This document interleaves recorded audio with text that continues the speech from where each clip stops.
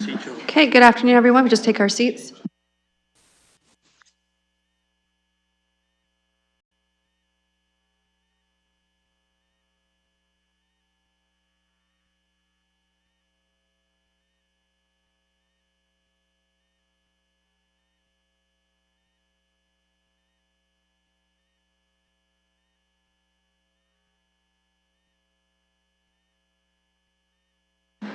Good afternoon, everyone. This is the third meeting of the Community and Potential Services Committee.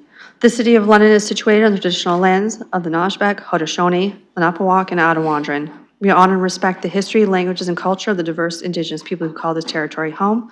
The City of London is currently home to many First Nation, Métis, and Inuit today. As representatives of the people of the City of London, we are grateful for the opportunity to work and live in this territory.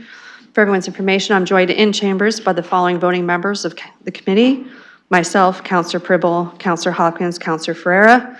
Councillor Trousseau is not here, though in the building somewhere. Online, we are joined with guest councillors Stevenson, Rahman, and McAllister.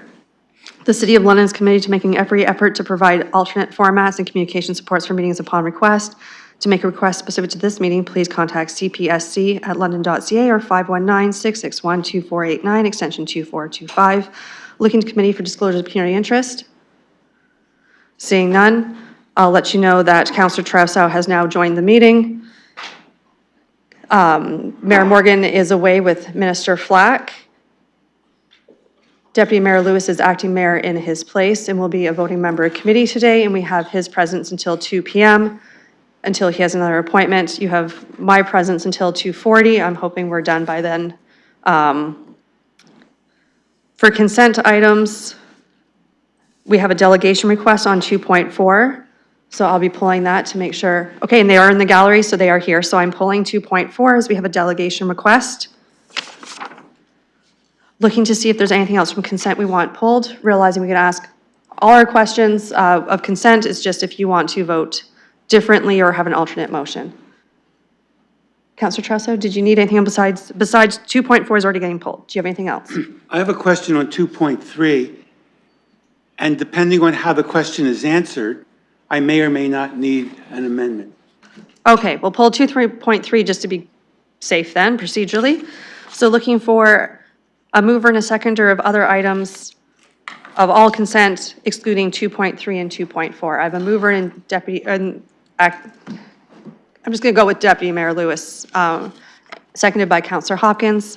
So all consents on the floor with the exclusion of 2.3 and 2.4. Looking to start my speakers list, and Councillor Trousseau, your mic's still on. Councillor Pribble, I know you had some questions. Did you want to start off with your questions of everything but 2.3 and 2.4? Certainly, thank you for that. My first question is to 2.2 regarding the MAMP, and I just want to ask if we can get from staff just a clarification. What are the significant changes between the internal manual and the proposed MAMP? Thank you. Okay, thank you. Happy to go to Mr. Wells. Good to see you. Floor is all yours. Once you're ready in the hot seat, please proceed.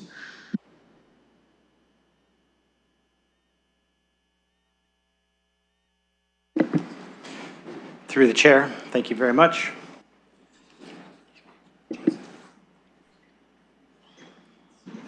Appreciate that.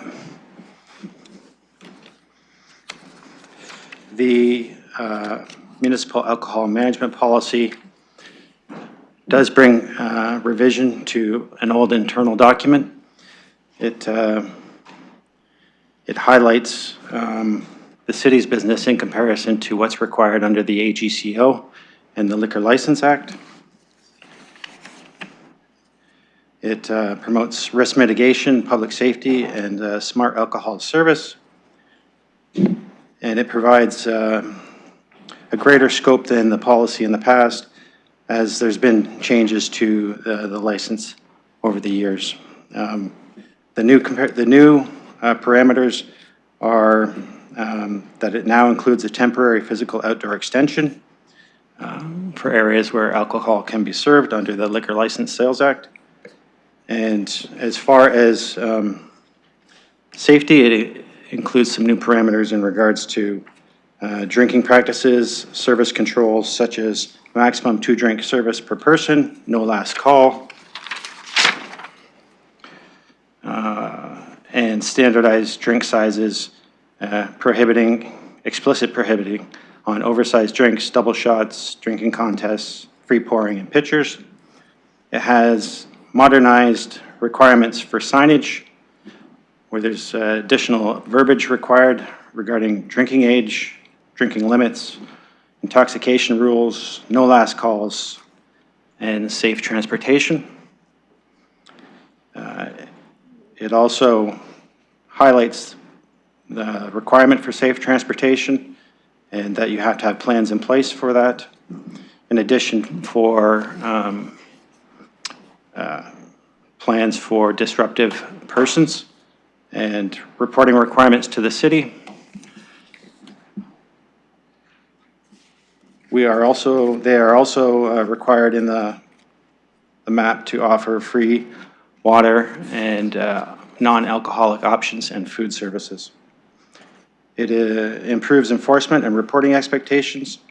There is a requirement for reporting of adverse events within 48 hours of them, and requirements to contact police for any alcohol-related issues.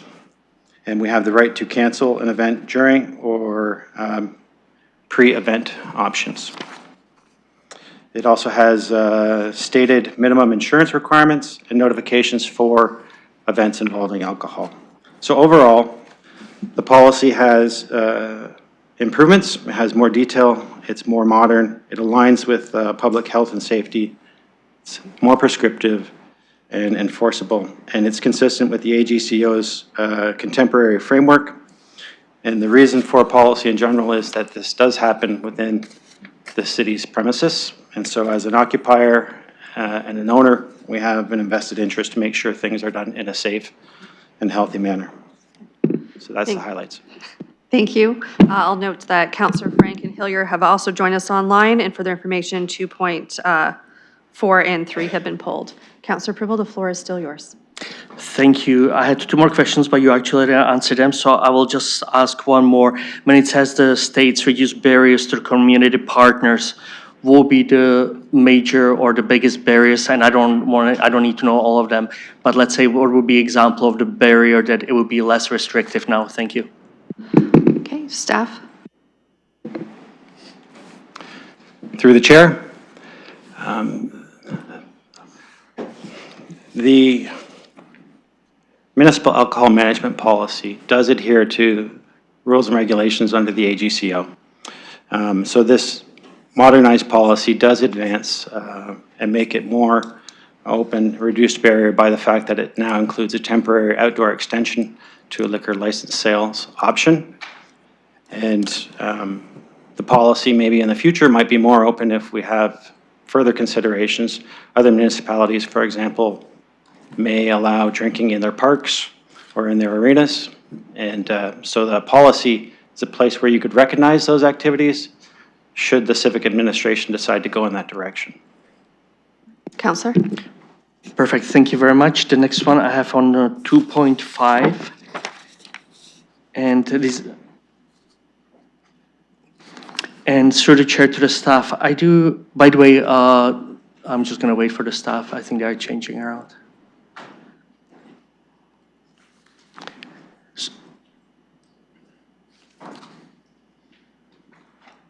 So I'm going to start by thanking the staff. This is a great report that has a lot of valuable information, and the points, actions, and what's working, challenges, and action plan for 2026 are truly very beneficial.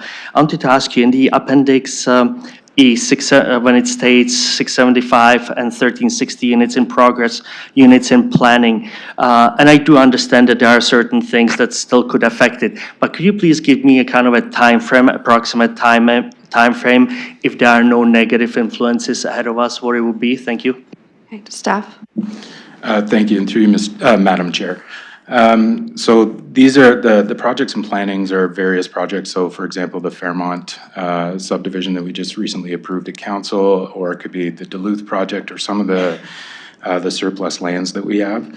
So we have an RFP plan that we're planning to issue many of these projects over the next probably 12 to 18 months or so. We also have to get into detailed design for engineering for the Fairmont lands and service it. So we are looking from today to occupancy, could be as much as 5 years before we see people actually moving into the units on some of those properties. Counselor? Thank you for that answer. Through the chair, the 29 housing providers reaching an end of mortgage and eligible to negotiate new. I know it says here percentage-wise and the numbers, but do we collect the data, analyze such as number of units? Because again, based on the providers, there are certain providers, I'm going to exaggerate that there is a provider that could offer 5 units and there's a provider that offers 100 units, which is quite different. Do we look at the data and do we consider it as well? Thank you. Mr. Felberg? Thank you, and through you, Madam Chair. Yes, we do. I would say that the 45% is a pretty good representation just on an aggregate if you look at the overall. So if you take, I believe it's 2,512 units multiplied by 45%, you get about 1,100 units or so, and that is pretty close to what the actual number of units is that are within that 45. Counselor? Perfect. Thank you for that. Follow-up. For awarding COCHI funding, are the and I do understand that readiness, health and safety are big issues, but do we also consider things like if the agreement is coming for a renewal, do we consider KPIs as well, or do we really majority goes into the health and safety and readiness? Mr. Felberg? Through you, Madam Chair. Yeah, the main focus when we're identifying projects is health and safety. We're looking to ensure that there isn't mold in attics or there aren't trip hazards in a particular property. We don't have fire hazards, those types of things. Those are our priorities when we're assigning the COCHI dollars. But after that, we're looking at the aggregate, all of the different COCHI projects that get submitted. I will say that for this year, we were oversubscribed, and we are looking for future years to be able to apply some of the funding. And even some of the projects, we've split up over 2 years in order to be able to afford more projects in this particular program year. Counselor? And thank you for that answer. Last one regarding this point, action plan for 2026, some really great points of addressing these issues that we have. Are there currently anything that you would need from the council, or if there would be anything, would you come back in terms of you being able to deliver all these actions that are listed in this report? Mr. Felberg? Thank you, and through you, Madam Chair. It's a good question, Councillor. I would say generally we have what we need at our fingertips. As the province and potentially federal government make changes, we'll come back to council seeking direction. The one thing we are working on right now is a submission through Build Canada Homes, which is the new arm of the federal government to bring more housing across Canada. So we're looking at a portfolio and how we can submit to them and request funding so that we can continue supporting the local sector with both affordable and community housing units. Counselor? Thank you. No more questions, and I'm going to end what I started with for this great report, with really kind of analyzing where we are and where we should be and with the next steps. So thank you, and thank you to your team for that. One question to 2.7, Housing Stability Services. This document, it does say legal is CC'd, but it doesn't say anything in terms of legal was reviewed this document, or so my question is, has it been reviewed by legal? Will it be reviewed by legal? Thank you. Mr. Cooper? Thank you, and through you, Madam Chair. We did circulate that report to our legal colleagues as well as risk management.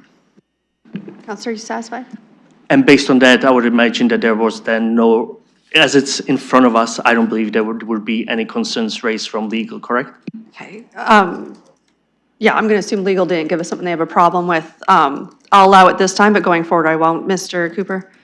Thank you, and I can start this answer, and if there's anything to add, I see Ms. Marshall's here as well. Yeah, the unlimited indemnity was an item that was raised by our legal team as a concern, which is why we did bring it to council for their consideration, or committee and then council for their consideration. Ms. Marshall, did you want to add anything? If not, I can go back to Counselor Pribble. Counselor Pribble, did you want to hear from legal as well, or no? Okay, I'm satisfied with that answer. If Okay. there's nothing else to add. Thank you very much. No more questions. thank you. Next on my speakers list, I have Counselor Ferrer, then Counselor Hopkins, and I will do committee members first, then I'll get into our visiting counselors. So Counselor Ferrer, the floor is yours. Thank you, Chair. I have, I guess, some questions for Section 2.5, the Affordable and Community Housing Update. The report does lay out a few items when it comes to our affordable housing, new affordable housing, the maintaining of existing. And I do see that there's some like clear headwinds that are also kind of described out in the report, but I wanted to kind of focus on the end of mortgage agreements. I do remember that there was a report that came to this committee, I think around January or maybe April last year. And in that report, I remember it was kind of describing out how the provincial subsidies for existing affordable housing for private landlords who were getting that subsidization was coming to a close. And then city funding would be filling the gap there. I was wondering if staff could just give me an overview of that report. I believe it was supposed to be by 27 or 28 when the funding was supposed to be fully removed. And I think it was around $18 million that we had to put into the pot. So I just want to know if staff could just refresh the committee's memory on that. Mr. Feldberg? Thank you, and through you, Madam Chair. I think you might be referring to the business case for Gazette funding, which is a little bit different than the end of mortgage strategy. The end of mortgage strategy relates to all the nonprofits, the 64 nonprofits that we have within the city and the county. The mortgage portion of our subsidy, they finish paying their mortgage, so they no longer require that mortgage portion of the subsidy. We as a city will continue to provide that subsidy, which is a requirement under the Housing Services Act. With respect to Gazette funding was a program from the federal government where they provided funding to pay for the mortgage portion for those federal nonprofits within our portfolio. And the funding for that is declining over the period. I think you're right, 27 or 28, something like that. And then the offset of that is through the COCHI funding. The provincial and federal government came to an agreement to increase the COCHI funding in order to essentially redirect where the funding would go. So as the mortgages come to a complete, we then invest more in the capital needs of the different providers. Counselor? Thank you for that. Is there any, I guess, city property tax dollars going towards that funding as well? Or is it going to be all funding from those two levels of government there that you referred to? Mr. Feldberg? Thank you, and through you, Madam Chair. So the subsidies that we provide to the nonprofits, that is property tax dollars, we do share that with the county. But none of those COCHI dollars or none of that Gazette funding. There is a small portion that we do subsidize with that, but that's embedded within our overall subsidy budget. Counselor? Thanks. And I did hear, I guess, from Councillor Pribble's questions that some of these programs are a little bit oversubscribed. I wanted to know if there is a risk that we might not be able to maintain some of these as the end of mortgage contracts come up for renewal. Is there a risk that we won't be able to, I guess, fund to continue those affordable units? Mr. Feldberg? Thank you, and through you, Madam Chair. It's a very good question. In the projection, so we brought a report to council in January of last year, which was our end of mortgage strategy. Within that strategy, what we looked to do was use the existing subsidy budget that we have from council and use that in an effort to support the entire sector, so all 64 of our nonprofits. I will say, as you can likely expect, when we are talking to some of the nonprofits, they are looking for more funding than they may need to meet their operational needs. Our goal is to ensure that they have enough funding to meet their operational needs, they're able to pay their debts, and hopefully reduce that 43% that you see in the number of projects with liquidity challenges. And then over time also be able to invest themselves in their own capital needs as opposed to needing an injection through COCHI or other programs, so that they effectively are able to operate on their own without intervention from the city and using the budget that we've estimated. Counselor? Thank you for that. And I guess you kind of led into my last question about the capital part. Some of the conditions of these properties, from what I saw in the last report, are in need of some, I guess, capital work. I was wondering if you could just kind of touch on that part too, and just to see where would the funding sources come from for any type of capital repairs on the buildings, especially considering we're trying to maintain the affordable housing therein. So I just want to know if you could speak to that too. So Mr. Feldberg, I'll also note that if any counselor has detailed questions offline, you and your staff are also available. Thank you, and through you, Madam Chair. In Appendix A, and I think it's Appendix B as well, we do identify that there is a capital infrastructure gap of $58 million, and that represents between half and 2/3 of our nonprofits right now. As we continue, that number may grow. We are relying quite heavily on the provincial federal program, OFI and COCHI, in order to be able to support those properties. We'll see where Build Canada Homes goes and where CMHC fit into this space, and if they have programs and funding available. But right now, OFI and COCHI is really the place where we can make significant investments in capital where an intervention is needed if the nonprofits are not able to afford based on their current subsidy amounts. Counselor? Thank you, Chair. And the reason I'm asking is I just wanted to put it on the public record. I do see that we're oversubscribed on both OFI and COCHI. And I do see that there's going to be a kind of a leaning in for the property tax base. A lot of these private buildings are in need of repair. They do need a lot of capital work. And we're trying to maintain those existing affordable housing units as they are. So, you know, when we talk about provincial downloading of anything, this is one that I'd just like to highlight. I'd like to highlight that this is a provincial download of maintaining the existing affordable housing stock that we have in the city, and it is being squarely put it on the rest of the city's shoulders. So I'll leave it there. Thank you. I'll also note all the committee reports that we're discussing right now are also on the public record and publicly available if anyone wishes to view them. Next on my speakers list, I have Councillor Hopkins. Yeah, thank you, Madam Chair. And first of all, I just have a couple comments and maybe a question. First of all, on 2.2, which is the municipal alcohol management policy. Thank you for that change and obviously a new bylaw. I appreciate the amendments that are being made. We're making some changes regarding the anti-racism and the anti-oppression framework as well, which I think is probably an important change in modernizing our policy. And in particular, as it relates to women and girls, I think I appreciate the work that staff did. I do want to just maybe make a comment. I was at a venue in another municipality, a very large venue, and they had half of their venue self-serve now, where you just sort of, there's no one there handing out drinks. And it made me think that that whole industry is probably changing as well when it comes to self-serve alcohol in our, but it's an interesting time, and obviously we needed these updates in our policy here in our city. I do have a comment and maybe a question around 2.5, the affordability and community housing update. Thank you, Mr. Mathers, Mr. Feldberg. Great information here, a lot of moving pieces, a lot of information. I did not realize how complex and how much work is going into our affordable housing. So thank you very much for that.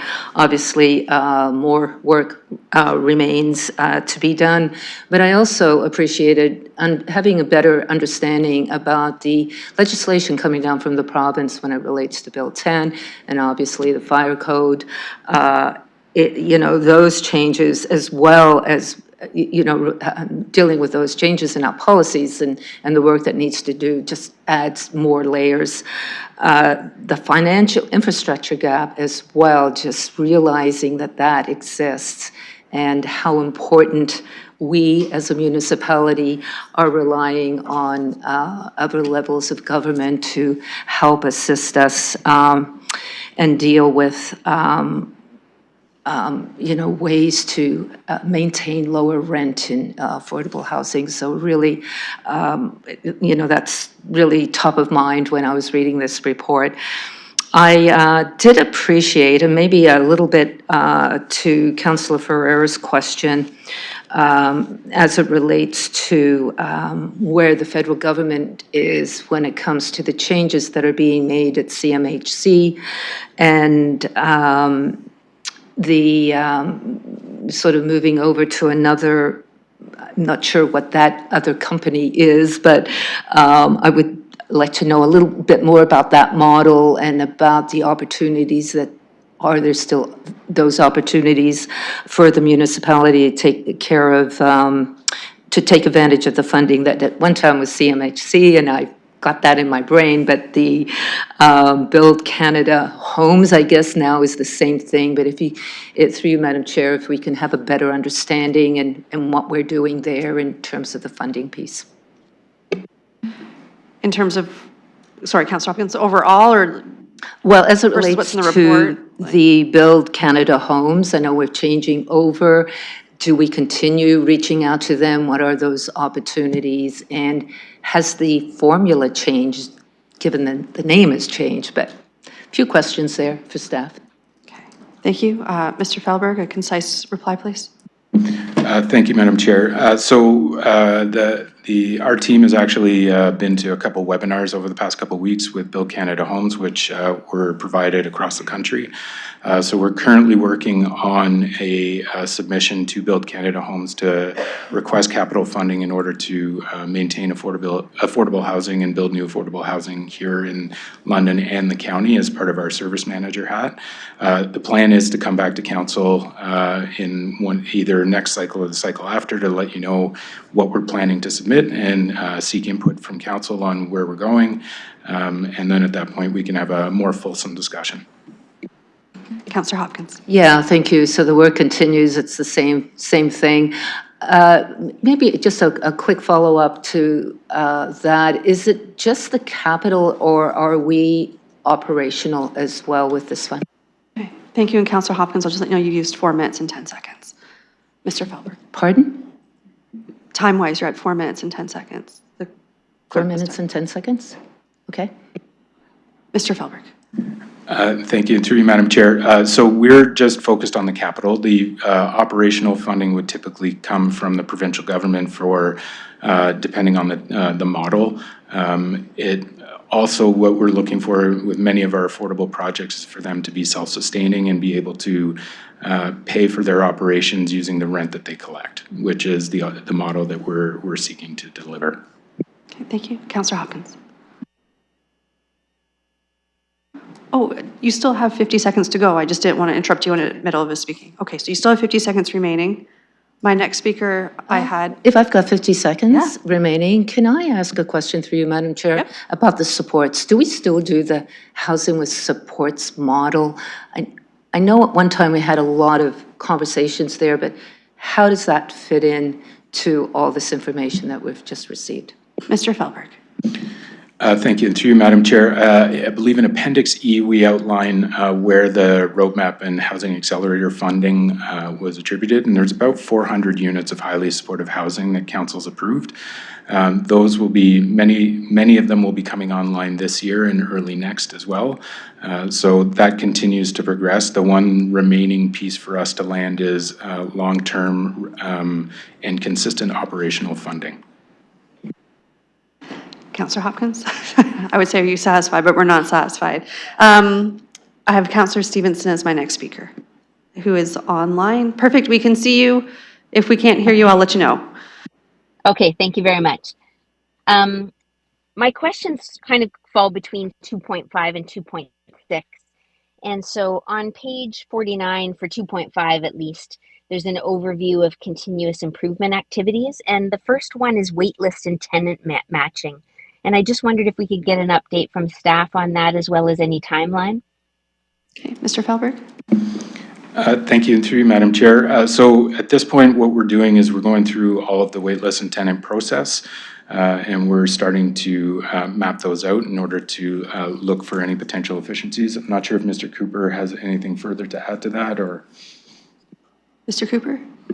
Thank you, and through you, Madam Chair, just to note that many of the pieces with legislated units would be regulated under the HSA and their associated regulations. So although we look for opportunities to optimize matching and supporting individuals into those units regulated by the HSA, we do have some limitations.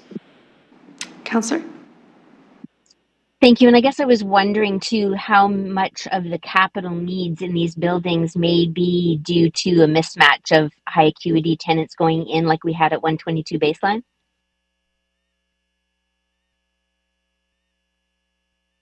Sorry, I'll go to staff, realizing some of it might be subjective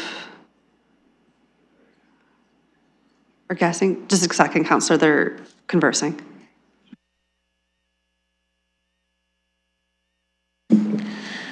Thank you, and through you, Madam Chair. So there are a number of different items in the capital that we would be looking to address. So things like elevators and windows and whatnot would not be attributed to tenants. When we're dealing with a singular unit, those are typically intended to come through the maintenance or the day-to-day operations and the funding that the property or the nonprofit is collecting from rent. Counselor? Okay, thank you for that. And then the last one on here is publicly available copies of contribution agreements. Is there a timeline for that? Mr. Felberg? Thank you, and through you, Madam Chair. We are actively working on this right now. As soon as we are able to post them on the website, they will be available, and we'll let council know that they are there. Thank you. Counselor Stevenson? Excellent. Thank you very much. And through you, Chair, I sent an email on February 11th with some questions regarding the Ontario Works. There was a long discussion in Hamilton around overpayments and fraud in terms of OW, and I didn't see any of that in the report in terms of overpayments, recovered amounts, instances of fraud, that kind of thing. I wondered if staff might have any information available. Thank you. I'll go to Mr. Dickens. And if that information's with the city versus the province, I'll let you highlight that as well. Thank you, Madam Chair, and through you, yes, we, upon receiving the list of questions, we actually reached out to our ministry supervisor at the province. There's some information that would be contained in a response back that the province has indicated is not public facing, and that the proper process would be to file a Freedom of Information request. That, again, that's the province's response, not civic administration's. I want to make that clear. We're not trying to obstruct the access to information. However, I can share that the province has long taken a risk-based approach when it comes to overpayments. And they typically target around 4% rate across the province as potential flags in files. London sits at about 3% annually that we get some reviews on flagged. However, an overpayment can happen for any number of reasons: change in circumstances, administrative error, whatever. There's a number of reasons. It does not mean that there's some malicious intent or fraud occurring. So some of those answers we have in the general sense. Some the province was indicated is not currently public facing. Thank you. Counselor Stevenson. Okay, thank you very much. I have spoken to some landlords who, upon taking back an apartment, are finding, 10 different OW statements arriving in the mail, none of which were tenants to that unit. If that is reported to the city, what is that city responsibility that we look into that, or if there's concerns around OW fraud in that sense? Mr. Dickens, even the reporting process, as other people might have the same question. And I know I certainly get other people's mail, but what we do when it's legitimate. Absolutely, Madam Chair, through you, it's a very good question. So the team can be alerted in a number of ways. Sometimes the client self-reports, hey, I moved and I forgot to notify you, like I'm actually been living somewhere else, and there's a timing lapse between when payments go out the door and the end of month. There's also instances where a landlord will indicate, hey, this person hasn't been here for a month. Sometimes people leave for short periods of time and sometimes they come back.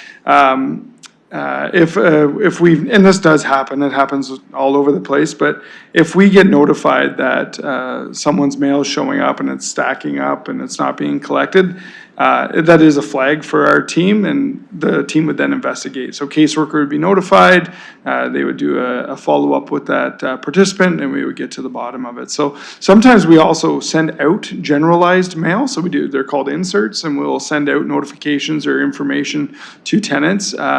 So if it's a direct deposit, so it's going into a person's bank account or whatever, the mail might be lagging, and we might be absolutely inadvertently sending communication to an old address, or the address hasn't been updated in SAMS.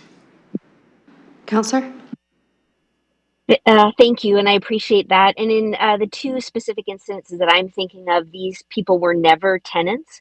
So it seems that some tenants are then letting other people use their address for in order to obtain the shelter allowance.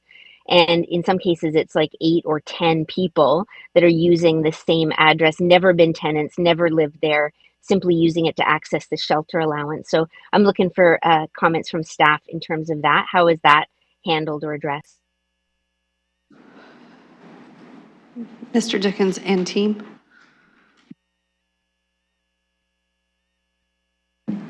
Thank you, through you, Madam Chair. It would be no different than what we just indicated. If we're made aware that that scenario is happening, then the team would investigate. We do have staff as part of the Ontario Life Stabilization team that can do investigations, and they frequently will do file audits, will do file reviews. So if that instance is happening, then the team would fully investigate. If there appears to be any wrongdoing, we can apply an overpayment, or we can flag that file, and we can take the necessary steps to recoup any of those funds. Counselor? Thank you for that. And along this, or in a different avenue than this, the tenants have the option to opt out of having their shelter allowance deducted from their monthly check or direct deposit. Is there a way to ensure that they maintain, like I don't want to see people get into arrears and lose their housing because of this. And so I'm wondering what attention is paid there. Like if people do any of our programs, highly supportive, or affordable housing, do any of them mandate that the shelter allowance piece has to be paid from the check?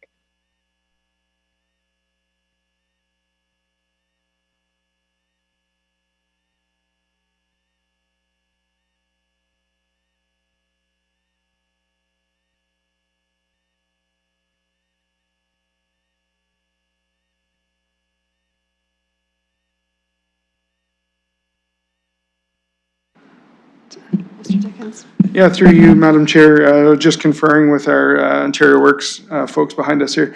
It's not a mandated requirement, just like it is in the Ontario Works Act. It's not a mandatory requirement that anybody in receipt of social assistance must have automatic pay directs set up. So we absolutely do it in some cases. In fact, the Ontario Works Act spells out certain criteria when an Ontario Works administrator should consider applying pay directs to third parties for utilities or rent. So we follow the Ontario Works Act when it comes to following that criteria, not just arbitrarily making it mandatory for people in receipt of social assistance. Part of the reason of that is the criteria is specific. If someone is routinely falling behind in rent, or falling behind in arrears, or they're currently in arrears, we can take the steps to assist that individual. If they're coming back to their caseworker in the middle of every month saying they've run out of money, we can set up those systems to assist that person and make sure those bills are paid accordingly and pay direct. To the councilor's question though, pay directs apply to all housing types, and I don't want to pigeonhole that it's people on assistance are only in certain types of housing, or those certain types of housing programs must or better have pay direct in place. That's simply not the case. When it comes to the pay directs, to just make it a blanket requirement for all recipients really would be undermining a person's ability to get back on their feet and develop daily living skills and independent living skills. Our teams work with folks to develop those skills to be able to pay their rent themselves. If they run into challenges with that, that's when we can step in and put those safety nets in place. Counselor, anything further? Your lips are moving, we just can't hear yes. you. Okay. Yes, thank you. I appreciate that. And I wasn't trying to do a blanket statement. What I'm referring to is like highly supportive housing, for instance, House of Hope, where we're funding that program. And I know the budgets include a certain amount of shelter allowance per person. So I'm wondering if, for instance, in an example like that, is it an auto direct payment to ensure that we don't have arrears or a shortfall in that budget? Mr. Dickens? Thank you, and through you, Madam Chair, my apologies for not being clear. It's done on an individual basis, so it's with the participant. It can be a best practice, especially for folks that might be further away from independent living than others. I think it would be very reasonable to say if a person needs to enter into a highly supportive housing environment, they may lack the independent living skills necessary. And so it would be appropriate in many cases to have a pay direct. I couldn't tell you today if it's 100% of all the occupants have that in place, but it's on an individual basis, not on a housing program basis. Okay. Thank you. And just to clarify, but Okay, sorry, Counselor Is that the Stevenson. tenant- I just feel like we're getting really into the weed of a report that was just to be received for information. If there's anything, well, you, as a visiting guest to committee. Ahead of time. I'd just like to clarity on this last question, Okay, proceed. which is it's usually at the tenant discretion that they can opt out. So are you saying that for highly supportive housing, potentially that ability to opt out can be waived for the highly supportive housing? Mr. Dickens? Thank you, Madam Chair, and no, that's not what I'm saying. What I'm saying is that it's, we follow the Ontario Works Act, which says that, well, it's not a requirement. A pay direct can be put in place based on an individual need, based on the criteria in the Act. If we're seeing that the criteria is met, then we would apply a pay direct and we have the ability to uphold that and keep that in place. If a person wishes to have that removed or revoked, it would be a conversation with the caseworker. And in most cases, the caseworkers would need to see some evidence that the person is capable of managing this stuff on their own. It might be that they're set up with a pay direct to start and a year later it starts to get scaled back. The first sign of that's not being upheld, then we can revisit that and put that back in place. Much like my mortgage is pay direct and so are others, it is a service that's available to people on receipt of social assistance and not a punitive measure. Sorry, Counselor, are you satisfied Thank with you. that answer? Yes, I just have one last question, and that's around any instances of fraud. What's the city's policy in regards to referring OW or ODSP fraud to the London Police Service? Counselor, I question that one. I don't believe it's highlighted in the report at all. I'm going to deem it out of order. As a member of Police Services Board, perhaps something could be asked there. Looking to see if that was your final question, as you also are almost out of time. Yeah, well, it's just, I did ask this question in an email on February 11th, and I would like an answer on the floor here because it's a city policy in terms of how and when OW fraud would be passed to police. And I think it's a relevant question, even though it's not included on the report. It is a 2025 update. I'm still deeming it out of order. As outside the scope of the On what report that's grounds? before us. Sorry? It's outside this But it's an report. OW. Sorry. Well, I'll clarify in 2025, what was the policy for the OW? Because it's a 2025 report. And what page of the report is that on? It is, well, no, I said it's not on the report, but. Thank you. So it's not on the report. I'm deeming it out of scope of the report that's before us. Is there anything else that's in the report? Well, I think the issue is that it wasn't included in the report, and that's my concern, that there wasn't anything around that issue. It was highly debated at the Hamilton Council, and so I Yep. just feel like it's an Order, appropriate please. question So, here. Counselor, you have 7 seconds remaining. I am deeming it out of order. I have points of order being raised in chambers. Counselor Trousseau. Okay, thank you. The appropriate way to challenge a point of order rule is not to argue with the chair, it's to make a motion to overrule. If she wishes to do that, she can do that, but she's just arguing with you. I can't do it as a guest. Thank you very much. Yeah, a member committee would have to challenge me. Visiting counselors cannot at a I'll withdraw the committee. question. Thank you very much. Okay. I had no further speakers on the consent items that were before us. Counselor Trousseau, you have not spoken yet. Your full 5 minutes remains. Floor is yours. Yes, I would like to discuss the section of the housing report that deals with roadmap to 3,000 affordable units, and also the information that's contained in Appendix E. And my question is, and I didn't pull this, but. Sorry, Counselor, sorry, there's just, what consent item are you on? Sorry, I'm just trying to follow and. Your time is paused, just. 2.5. Okay, please proceed. So the 3,000 new affordable housing units, then it says, since that report and as amplified through the COVID-19 pandemic, the housing needs of Londoners have continued to increase. Now, my question is, and I'm not going to try to put a motion on the floor today, but it's an exploratory question. At what point would this council wish to revisit the number 3,000 and ask whether or not, in light of subsequent events and conditions, which is well documented, this be increased? And what would the proper procedural way of doing that? Because I think 3,000 is too low, and I'd like to think about how we can fix that. Okay. Realizing this is an exploratory question, I'm going to also, being as this report is on consent to be received, very tight with your answer, as the counselor can also follow up with you offline. Thank you, and through you, Madam Chair. Noted on concise.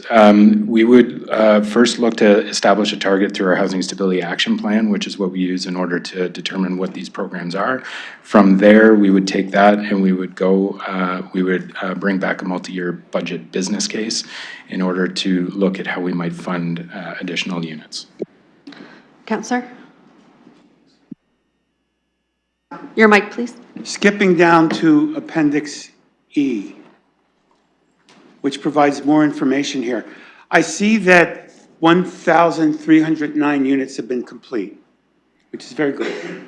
I also see that 675 are in progress.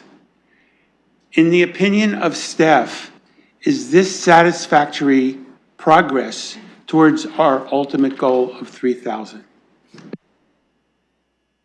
I'm not going to ask staff to answer that. It's in their opinion. If you're asking if we're benchmarking to accomplish it, I could allow that. May I ask what staff would consider to be an appropriate benchmark at this point in time, given those numbers? Mr. Felberg. Thank you, and through you, Madam Chair. So the process of bringing on new affordable units is incredibly nuanced. Bigger elements such as the inflation rate and what the typical mortgage rate are have a huge impact on our ability to actually deliver the projects. Given that CMHC stopped funding affordable housing projects last February, March of last year, we've had a number of projects that are waiting for capital funding in order to meet their financing needs for the projects. We're starting to see some of those start to come forward. So I feel like we've made a significant amount of progress on this, and it looks like we are in good shape to be able to deliver on Council's vision of 3,000 units. Counselor? In determining the progress that we're making towards the number, would the increase in the amount of reported homelessness be a relevant factor?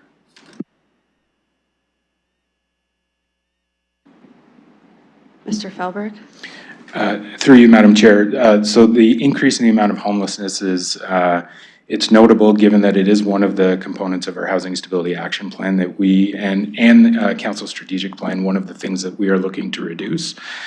So the more affordable units that we have available for folks to be able to rent and live someplace using, elements like 30% of their income or within the AMR that we're delivering under the roadmap, those are all positive things moving towards an ultimate goal of being able to house as many Londoners as possible. Thank you. Counselor? My final question on this is short of waiting for the next budget cycle and making a request for a business case, is there anything else that the council can do in the interim during this term of council to revisit this number? Mr. Felberg, a concise answer. Thank you, and through you, Madam Chair. As I noted a little bit earlier in the meeting, we are working on a submission to Build Canada Homes for our portfolio under the roadmap to be able to look for more capital funding for us to be able to do more within our community. So when that comes forward, council will have an opportunity to weigh in on that and provide guidance and direction on which way municipal council would like to go. Counselor? I have no further questions. Thank you very much. I appreciate your latitude. Thank you. I do realize I'm crispy today, and I've been crispy all weekend. Counselor Stevenson has taken leave of the meeting. I do just try to update you when we know who's here and who's coming as visiting counselors. Was looking to call the question on the consent items that are on the floor. Counselor Ferreira, you have a question, I believe. You're at 3-ish minutes. I just have one question, a follow-up from Councillor Trusso's question. So considering that CMHC has stopped available funding for capital builds when it comes to affordable housing, is there any pots of money within the city that we could look into as well, in addition to Build Canada Homes? Like, is the Housing Accelerator Fund money available for this type of work? Mr. Felberg? Thank you, and through you, Madam Chair. So we'd already committed $20 million of the Housing Accelerator Fund to our roadmap program. $10 million was specifically attributed to highly supportive housing and another $10 million towards our CIP projects. So projects like the Cross Cultural Learning Center, they've recently received a commitment from CMHC. They are starting to fund the remaining amounts of money that they have to some affordable projects and others across the country. As far as pots of money that the city might have, we do use the roadmap, but we take an approach of the city is not the only funder. We need the federal government to come forward. We need them to stack the financing and additional capital in order for those projects to be successful. We assist the nonprofit and the affordable housing developer with the planning and development approvals, and then some of the funding through the roadmap, but then also with DC exemptions if they're eligible. Counselor, are you satisfied? I am. One last question. This is for sure the last one. Is there been any analysis between the amount of, how do I phrase this question? Has there been any analysis between the cost and how many new affordable units we can build and maintaining existing affordable units as they stand today? And is there any risk that, you know, some money may be better, and I'm not saying let's not build new affordable units, but is there any risk that some money might be better placed in the maintaining or just ensuring that those existing affordable units stay affordable rather than putting it into new affordable units? I just want to know if there's any analysis between the two. Mr. Felberg? Thank you, and through you, Madam Chair. The Roadmap T3000 was really focused on building new and adding 3,000 units to our portfolio. So we haven't done that specific work to look at that. That is one of the things we'll be looking at in future and looking to bring something forward. And as noted in the report, there is a section on that talking about wanting to retain the affordable units that we have in place and how we might go about doing that. Okay. David, Counselor Ferrer, you're smiling at me. Is there a follow-up to your last question? That was your last question. There is, but I can follow up offline on that one. Thank you.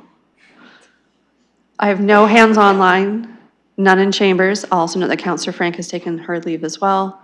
Call on the question, the consent items that have not been pulled.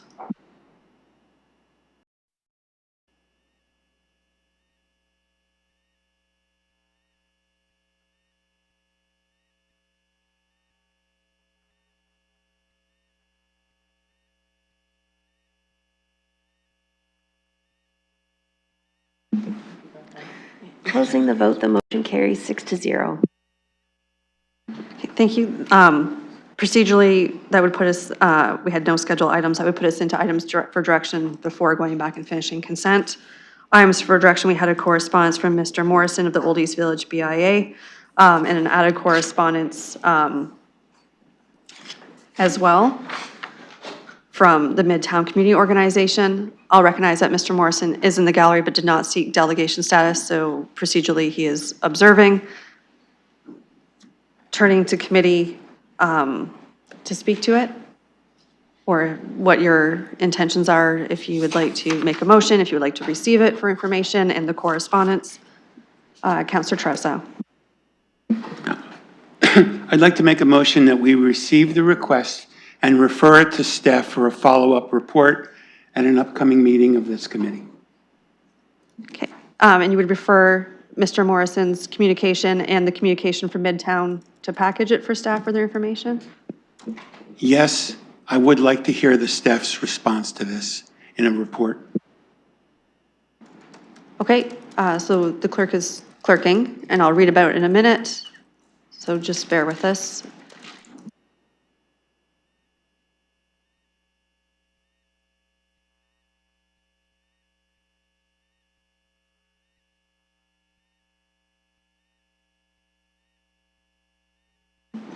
Councilor Truss, I'm just looking for some clarifications. We have that it be received. So Mr. Morrison's request for reimbursement for the private property cleaning graffiti removal service be received, and that the communication be referred to Civic Administration for report back at a future meeting of CPSC. Was it just in regards to feasibility or what's already currently being done, or what would you specifically like? In regards to the substance of his funding request, including the source of funding, available funds, and other options for providing this service.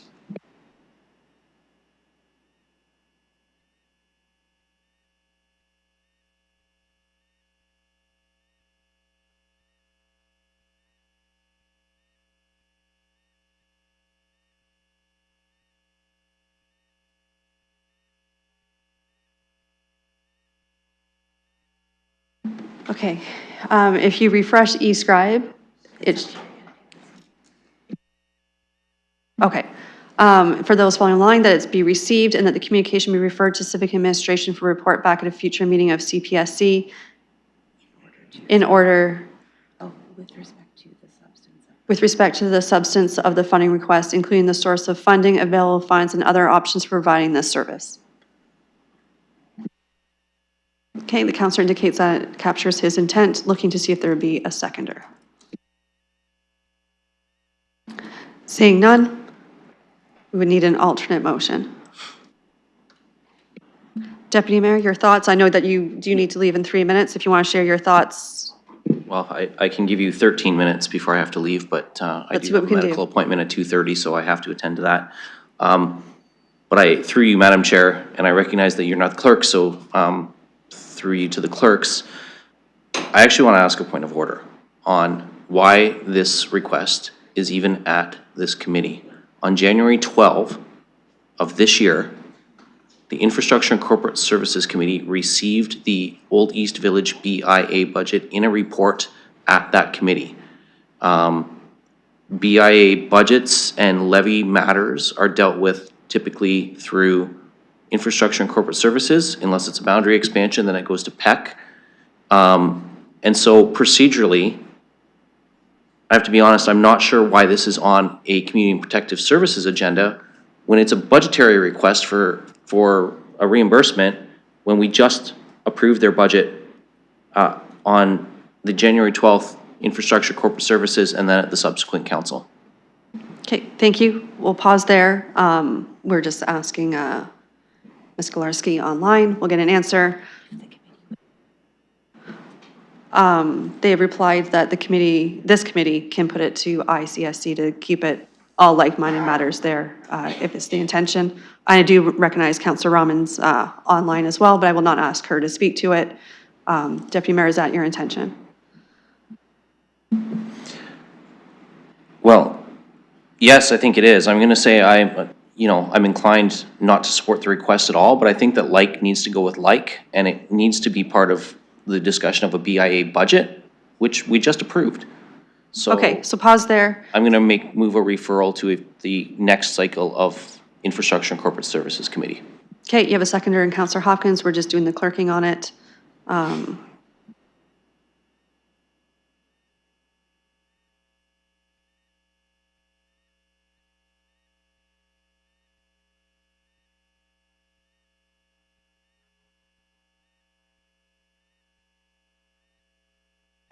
Okay, so it's that this matter be referred to the next ICSC meeting for consideration.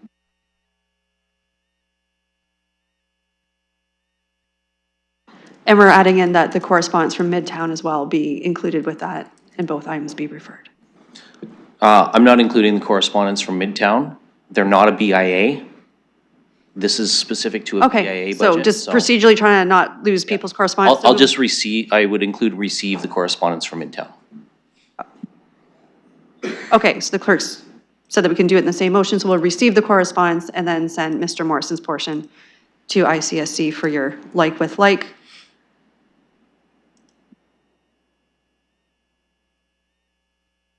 Okay, it is saved and up. If we refresh, you will see it.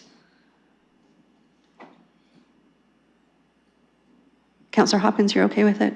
Yep. No comments yet. We're just trying to get the wording right, unless it's a comment for inaccurate wording. Deputy Mayor, is that your intention of that? I have a nod there.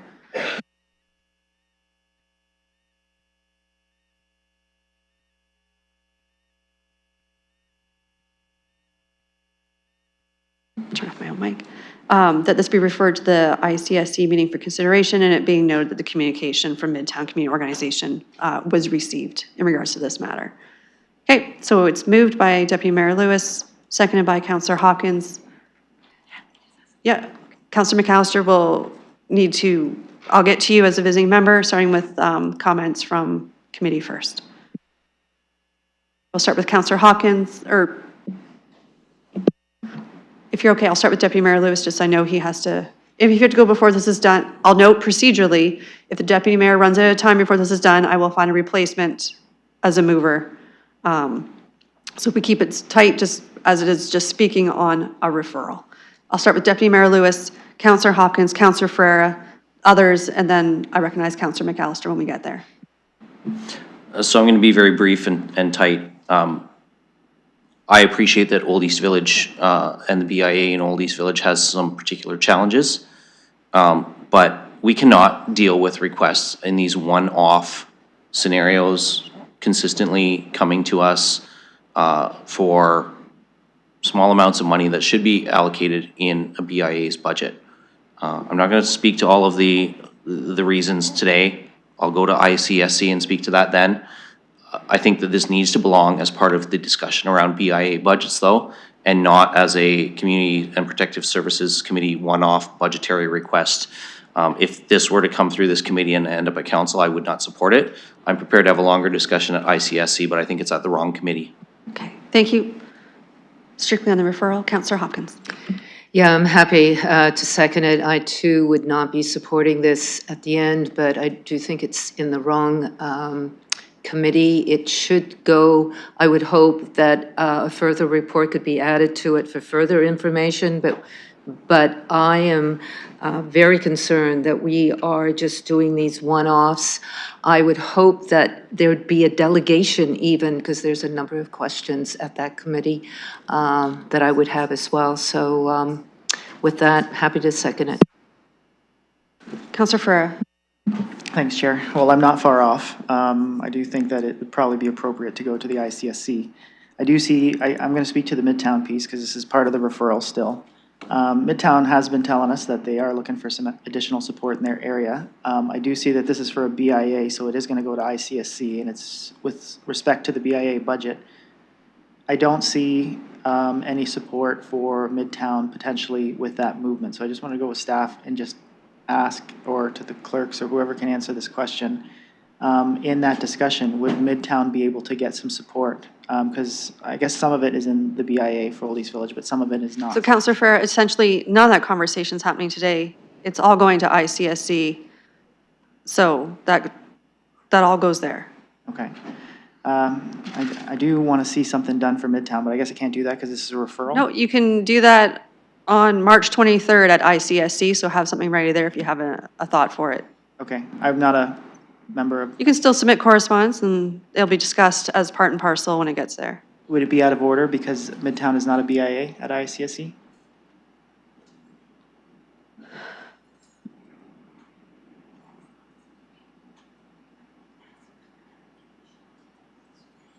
Guess I could.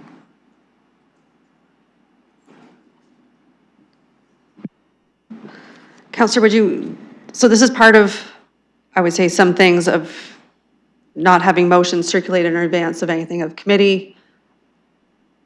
If you want to bring something forward to the proper standing committee for something specific for Midtown, or wait to see and join that meeting at ICSC to see how they're taking it, or talk to Counselor Rahman, who chairs it, to see how she's going to procedurally handle it when it gets to her committee, to make sure you have something behind hand, like in hand. I'll also acknowledge Ms. Pfeffer was the one talking about graffiti removal and stuff for bylaw related stuff, maybe touch point with her and her team beforehand.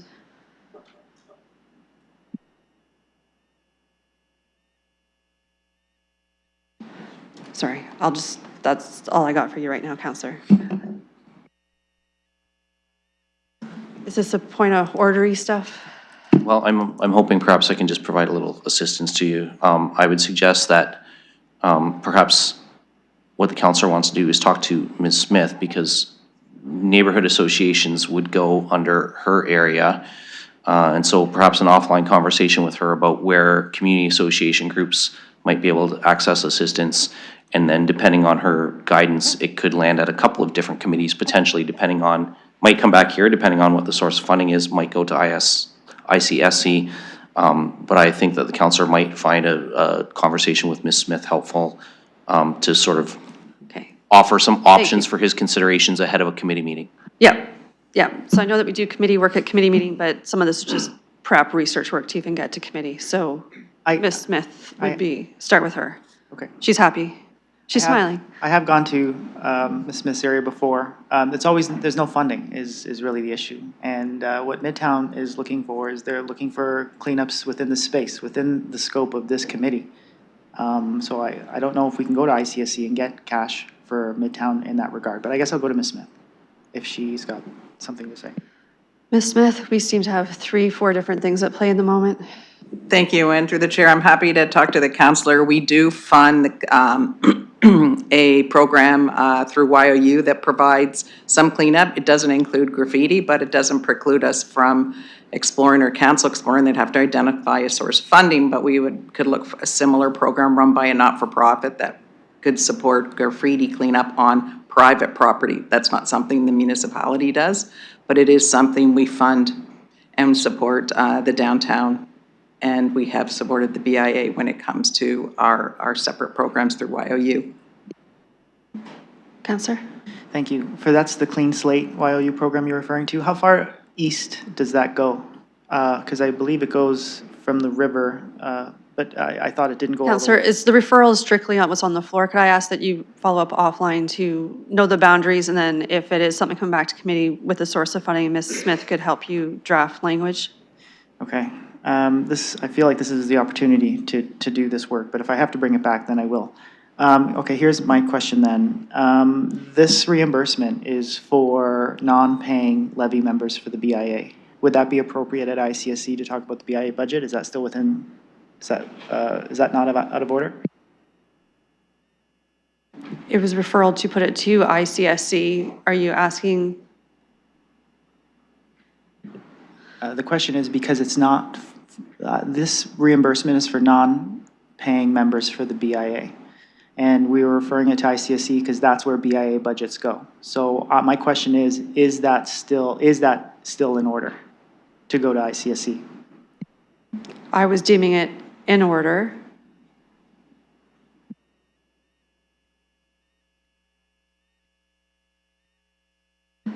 The clerks upstairs are saying that they could review and amend it if necessary before council, if something wasn't all completely right. Okay, I'm done with my questions. Councilor McAllister. Thank you. And through the chair, similar to what Councilor Farrell was asking, I know we had this discussion last year in terms of some reimbursements, and those did come before CAP. So I think my question to staff or the clerks would be, was it purely just because the source of funding was from the Community Investment Reserve that those were allowed? I'm just trying to head off any back and forths between committees on this, because was it the source of funding that had it land at CAPS? Because I would imagine if there are future requests, this is something we should probably clarify on any referral. Okay. I also think maybe a meeting offline with the clerks to clarify some, who goes where for what.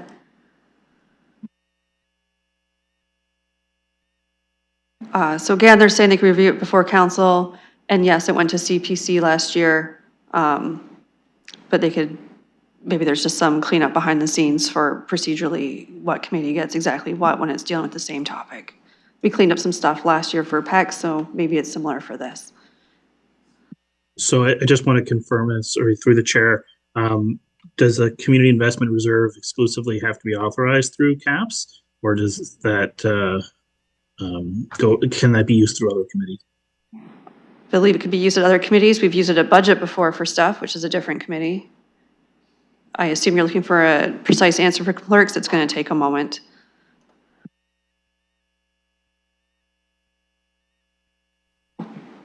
Is there, the clerks are, yeah. So the clerks are sending it to finance. I'm like, there's no finance committee, but there's a finance team. Is anyone from finance even in the room or online to answer such a question? I don't know if that staff's even available, Counselor.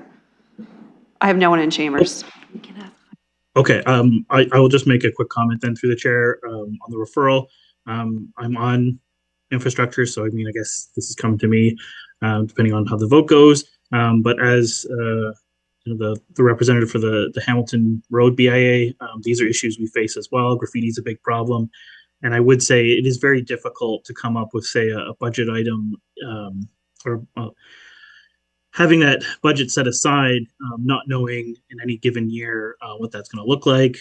I do think there needs to be coordination with the city in terms of having some sort of a program, because we all have. Counselor, strictly on the referral, and as a visiting counselor, I need the comments just strictly on the referral, not merits of what's behind it. Okay, then it's be coming probably to my committee anyway, so I'll reserve my comments for that then. Thanks. Thank you. Counselor Farrer, a question on the referral? No, just some comments. So like, when this item came to committee last time, I wasn't in support of it. Counselor, it's just strictly not on the motion, the merits of Mr. Morrison's letter. It's just the referral. All right. Yes or no in favor of referral? All right, well, I'm not going to be in favor of the referral. If there has to be some cleanup from now until council, I'm not really up for that. I think committee work should be done at committee. I feel like this was a one-off kind of last minute. There's clearly some issues that I didn't get answers to, so I can't be supportive of that. Okay, looking online, because I just have Counselor Pribble in chambers. If there's anyone else online, please indicate it. If not, Counselor Pribble is our current last speaker. Thank you. I will make a comment that I will certainly support what's in front of us. Having said that, I didn't second the previous motion, which didn't make it, because I do believe there's more ICSC than our committee or CPSC. But having said that, as stated in the letter, I do believe that it needs to be discussed as, again, I'm not going to go to the details of the letter, but also in terms of the funding, source funding, and providing these services on an ongoing basis, as clearly stated that BIA will not be doing it anymore, but it certainly is a must. So very much happy to support it, and we'll discuss it more at ICSC. Thank you. Thank you. Seeing nobody else online, nor in chambers, calling the question on referring this to ICSC, realizing if the clerks see anything behind the scenes, it will be cleaned up and flagged for us at council, or if committee wants to do something different with it, at council, have your motions in, or talk to the chairs and the clerks.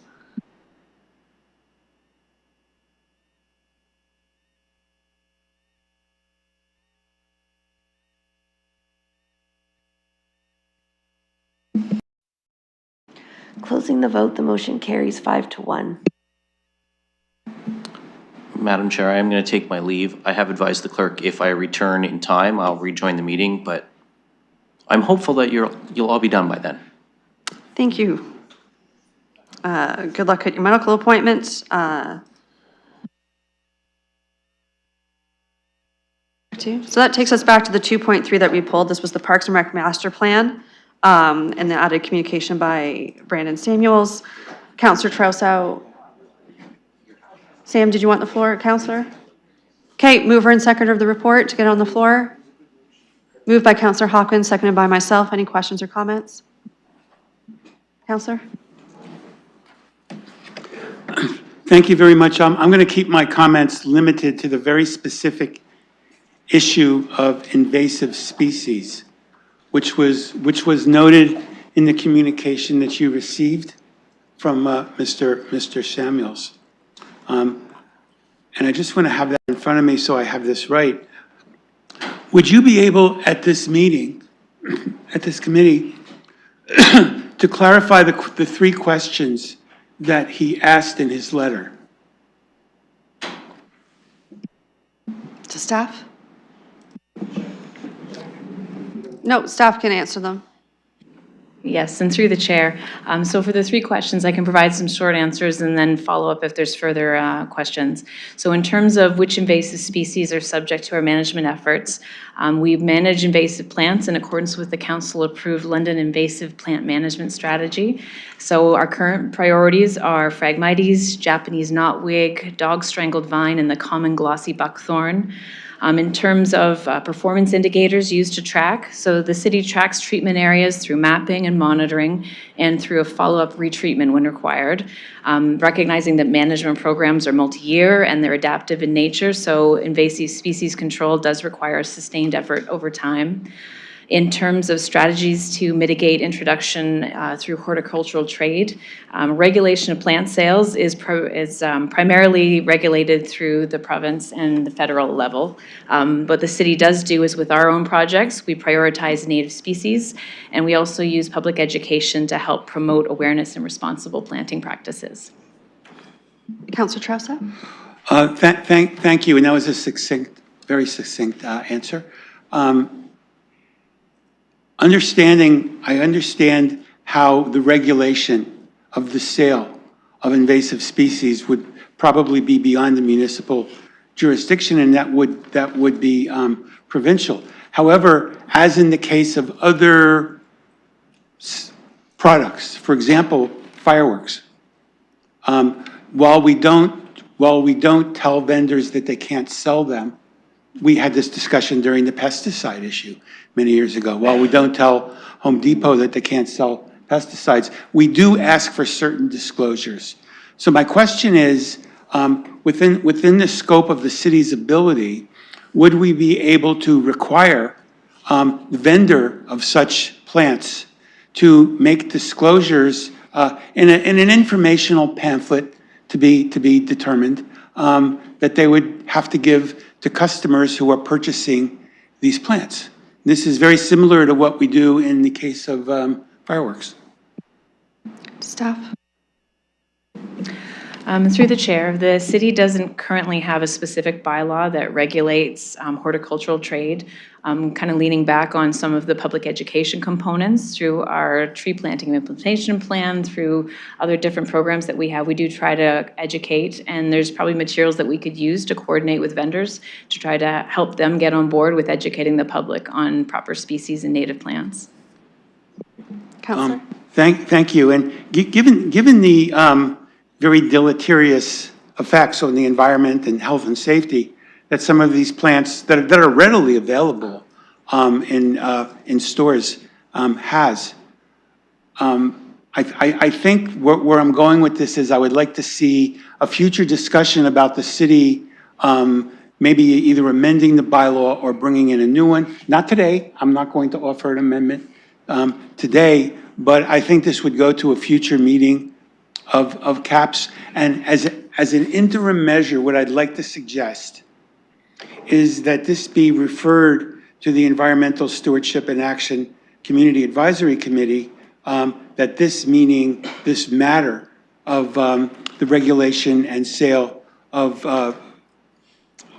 these invasive species plants, would staff need an amendment, and this is why I pulled this, would staff need an amendment to the recommendation to formally refer this to the committee, or is this something that you can just do without an amendment?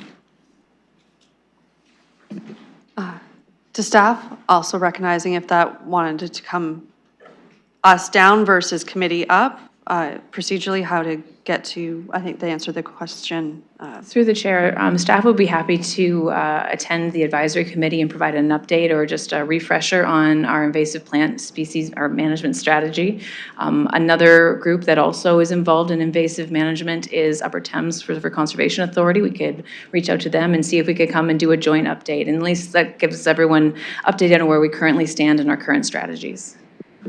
Thank you. That's helpful through the chair. I'm asking for more than an update, though. I'm asking for their recommendations. If staff wanted to comment, and I'll also notice Councillor Rahman will chime in once Councillor Traustadt is done. Certainly, we can listen to recommendations of the advisory committee. I think presenting what is currently recommended in our strategy is a good starting point. We're happy to listen to any feedback that they have.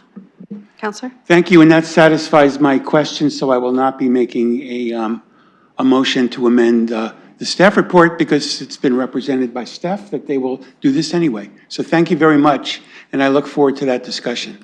Thank you. Councillor Rahman, I had you next on my speakers list. Thank you, and through you. Unfortunately, my camera's not working right now, so voice only. But just wanted to talk about the update here that's here at committee.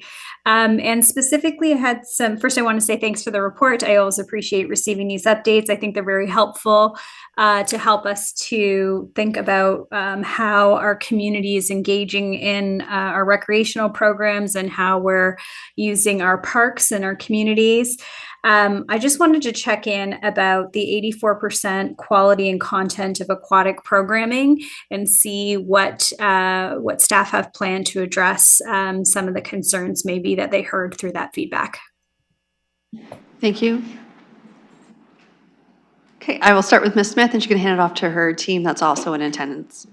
Thank you, and through the chair, we've been working hard in this area. As you know, pre-COVID came and it impacted us a lot in aquatics. So as young people have been trained in lifeguards and instructing, and also we're seeing a big dramatic increase in our registered programs and learn to swim programs, which is really great. However, because of the times we have in the pool, it does impact our public swims. So we've had to bring down our public swims a bit because of such a high demand for instructional programs. But I'll turn it over to Mr. McGonigal if I'm missing anything else.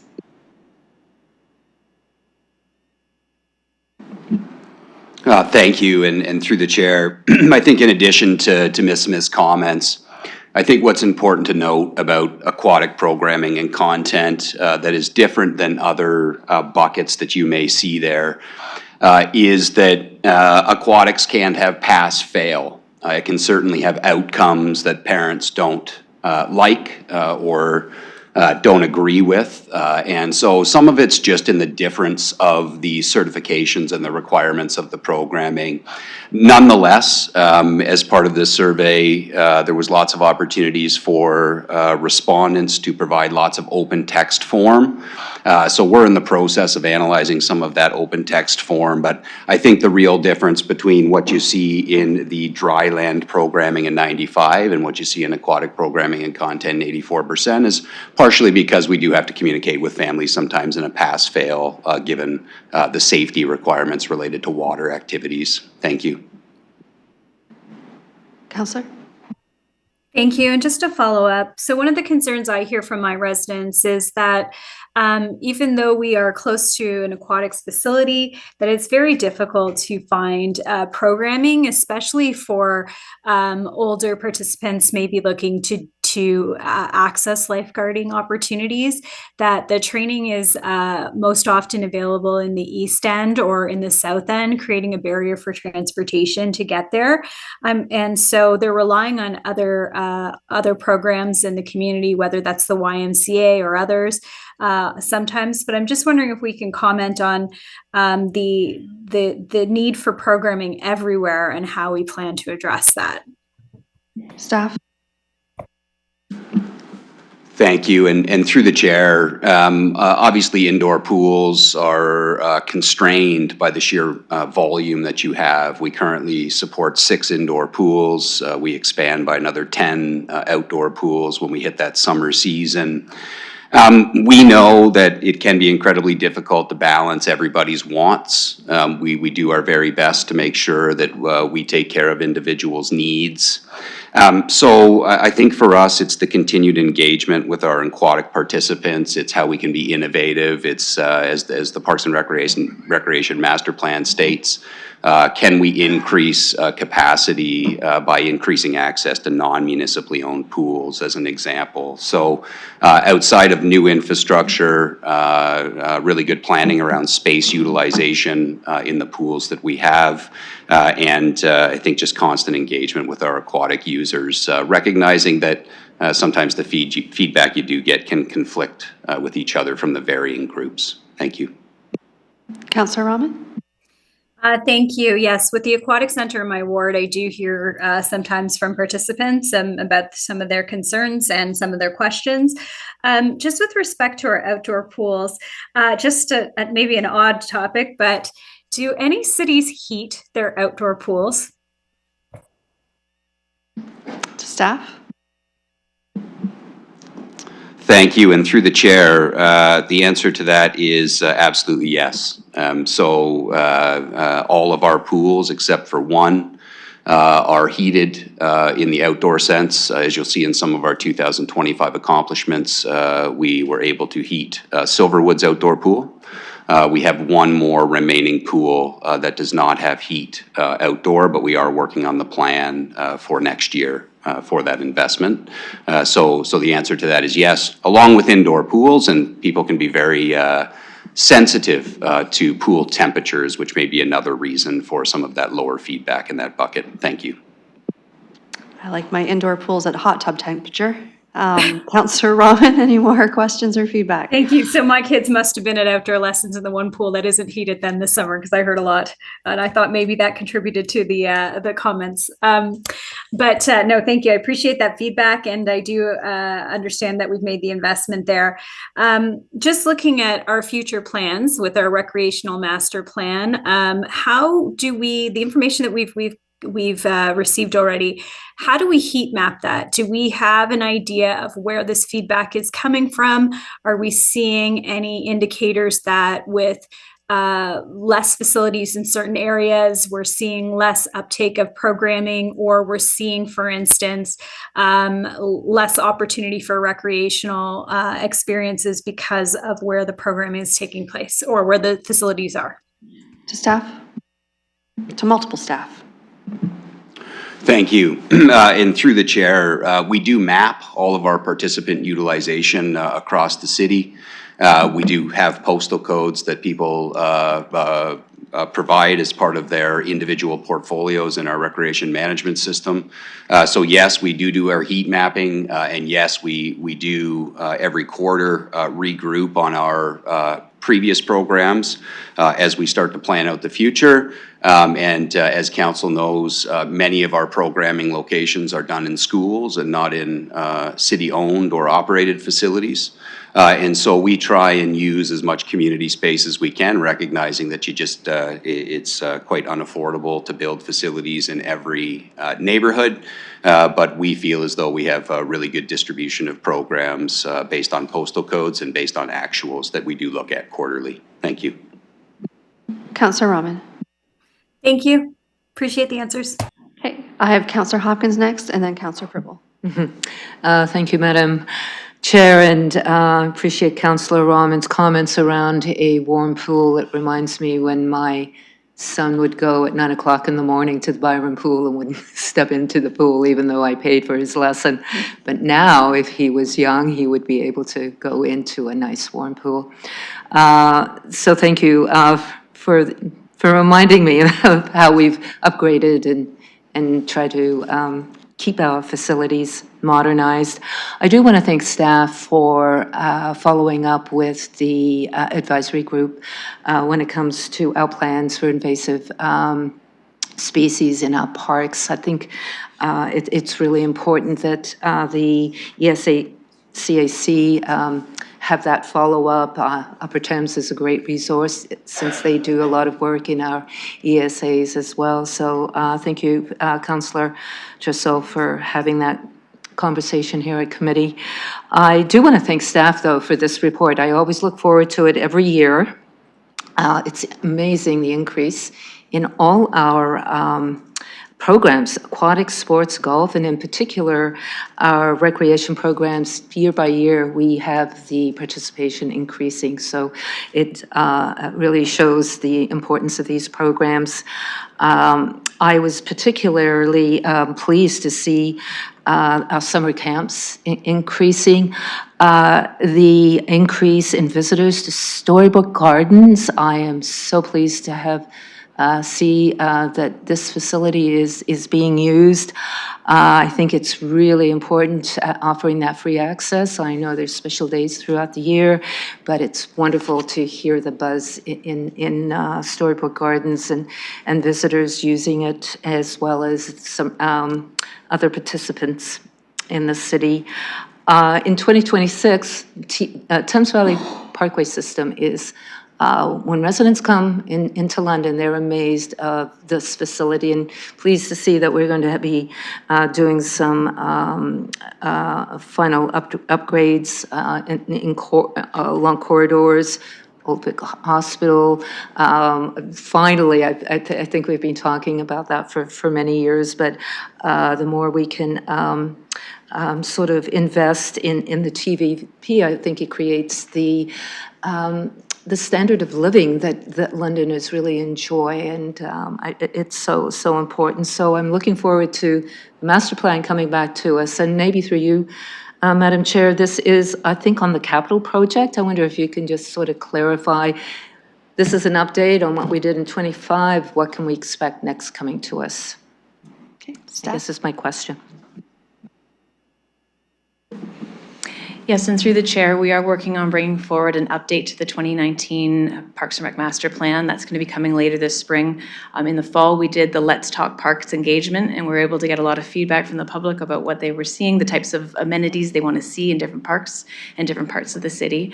So we've received the feedback, the What We Heard report, and we're compiling our recommendations to bring forward to council later this spring. Okay, Councillor Hopkins. Yeah, looking forward to that. Would we be getting the information that you heard from the public, or will it be just informing the report?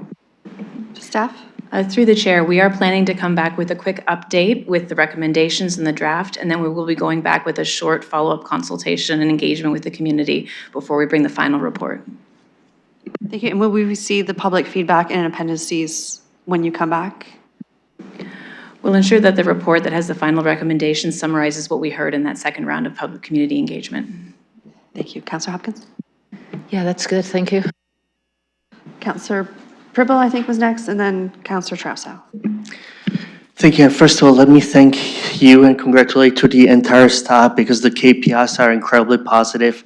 The surveys are positive as well. And if I look at year-on-year growth, it's all the numbers are really going up. I really think that this report, and as was stated, I'm really always happy, and I share it with my residents during the town halls, because this, I truly believe, makes our society, our community healthier, more fit, and hopefully even happier. So thank you, and to your teams. I do have a few questions. From 2024 report, there were listed 2025 priorities. If you can please summarize for me, if there were, from both areas, from both divisions, if there are any priorities that were listed for 2025 that we have not reached or accomplished. Thank you. And if we did not, why? Thanks. To staff. Thank you, and through the chair, there are a number of priorities listed in 2025 that we're carrying over into 2026 because they're not completed. Example is we're reviewing our programs, but we want to do a thorough review of those programs, and part of that may be tied to the next multi-year budget process, so we have some time to do that. We're also working on several infrastructure projects that don't happen, unfortunately, in 1 year. They get carried over. So, for example, Silverwoods, which will be coming to fruition this year, Carling Heights Optimist Community Center, although we identified it last year with some delays in construction, we are now undergoing the construction of the elevator and kitchen there. So there are some infrastructure projects that are carried over multiple years. And there's also, as we continue to work on our KPIs and enhancing and making our programs more accessible to the broader community, we continue to see the same priorities and we continue to enhance them every year. Counselor? Thank you for that answer. Follow-ups through the chair. We do have, as mentioned, strategic plan. We have outcomes. We have implementation plan that we do receive updates on annual basis. And I just want to know these results, the targets that are there, are they aligned with these reports? Are we on track? Thank you, and through the chair, all of our priorities in our 2019 Parks and Rec Master Plan are integrated into the City's London strategic plan. Counselor? Thank you for that. And the last question, last year's annual report, which was February 8th, 25, included detailed specifics in 4.0 next steps, which including the objectives from November 11th, 24 report. Have they all been considered, or will they be included in the 26th update of the Parks and Rec plan? Staff? Yeah, through the chair, we're making strong progress on our parks goals and metrics. Our 2025 priorities have either been completed or are actively underway. Any of our remaining next steps will be incorporated into the Parks and Recreation Master Plan, and we'll be able to do a comprehensive progress report and outline our next phase of work through that process. Thank you for that, and once again, thank you for all the deliverables, and I think there's a great value for our citizens, for our community. So thank you and your teams very much. I just want to confirm last thing, the additional communication that was from Mr. Samuels, that our staff will be responding and they will be copying us on the response. If you can please confirm, thank you. Absolutely, through the chair. I'm happy to share the information with Mr. Samuels if someone could provide me with his email address. Thank you. Thank you. Thank you. No more questions, no more comment. Okay, I'll note at this point, I need to take leave in a couple of minutes. So Councillor Pribble, in a moment, you're going to have to log out of there and come over here if you want to start packing up your treasures. Councillor Trauso, if you have brief comments. Very brief. Is staff able, through the chair, to give us a rough estimate of how many responses you received in the aggregate through the Let's Talk Park consultation? Staff? Yes, through the chair, we had a really robust response. We had an online survey which received over 20,000 responses. We also had engagements out in different community events, over 20 different locations and opportunities to connect with the public and hear what they like about their parks. I just have to say that is an incredibly successful consultation. I did not expect the numbers to be that high. I was looking for it, but congratulations. And I saw you all over the place. And finally, yeah, while I was raising some issues about the report, I forgot to say how grateful I am to park staff and for the work that you've done on this. This is truly one of the gems of this city, and it's repeatedly cited as one of the really good things about living in London. So I don't think you have to change a lot about what you do. And the fact that you were able to get that outpouring of response shows that people really have a lot of confidence, not only in the way that the park is being administered, but in the fact that they think you're going to listen to them. So thank you for that. Okay, I'll let you know that I have no counselors online remaining with us. Looking for further comments from the gallery, or not from the gallery, you guys can't vote or speak right now. From chambers. Okay, so this is going to be calling the quote.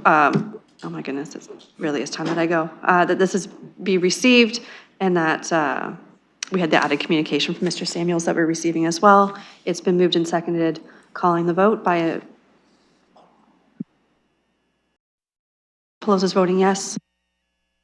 For you. Councillor Pribble voting yes. Closing the vote, the motion carries 5-0. Thank you. I'm taking my leave. Vice Chair Pribble will take over at this point. And I restarted the computer and it's super slow. So the clerk will help him through this because sorry about that, Jerry.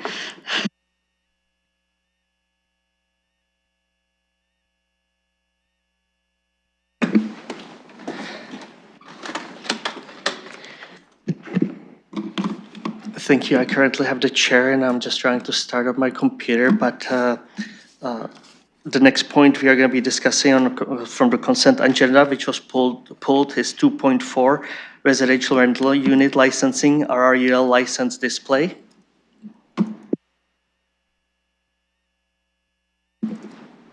If you can give me a couple of minutes, I'm just going to try to get into the computer. Thank you.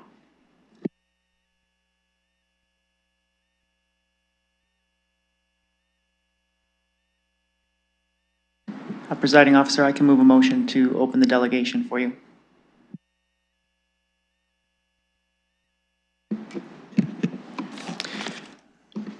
Thank you for that. Let me just quickly, I just want to do, because I can do the voting, just a second, please.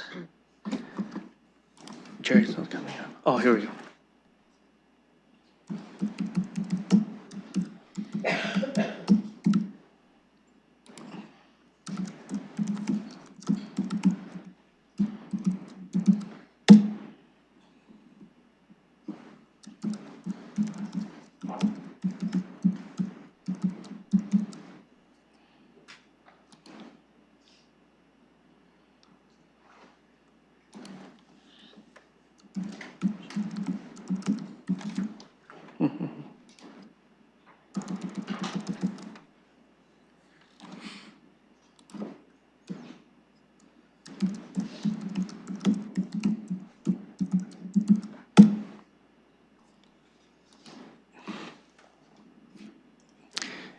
If I can please ask our IT for assistance.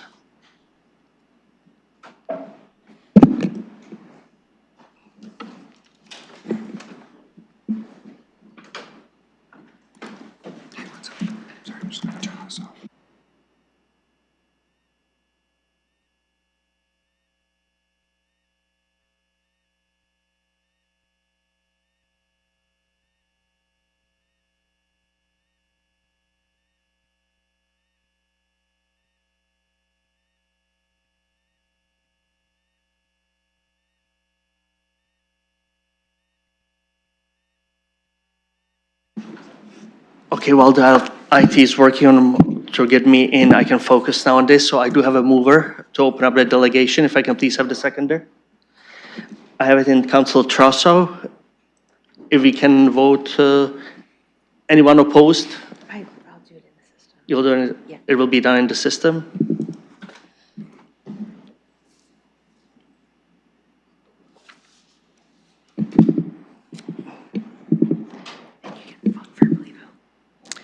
Councilor Preble votes yes.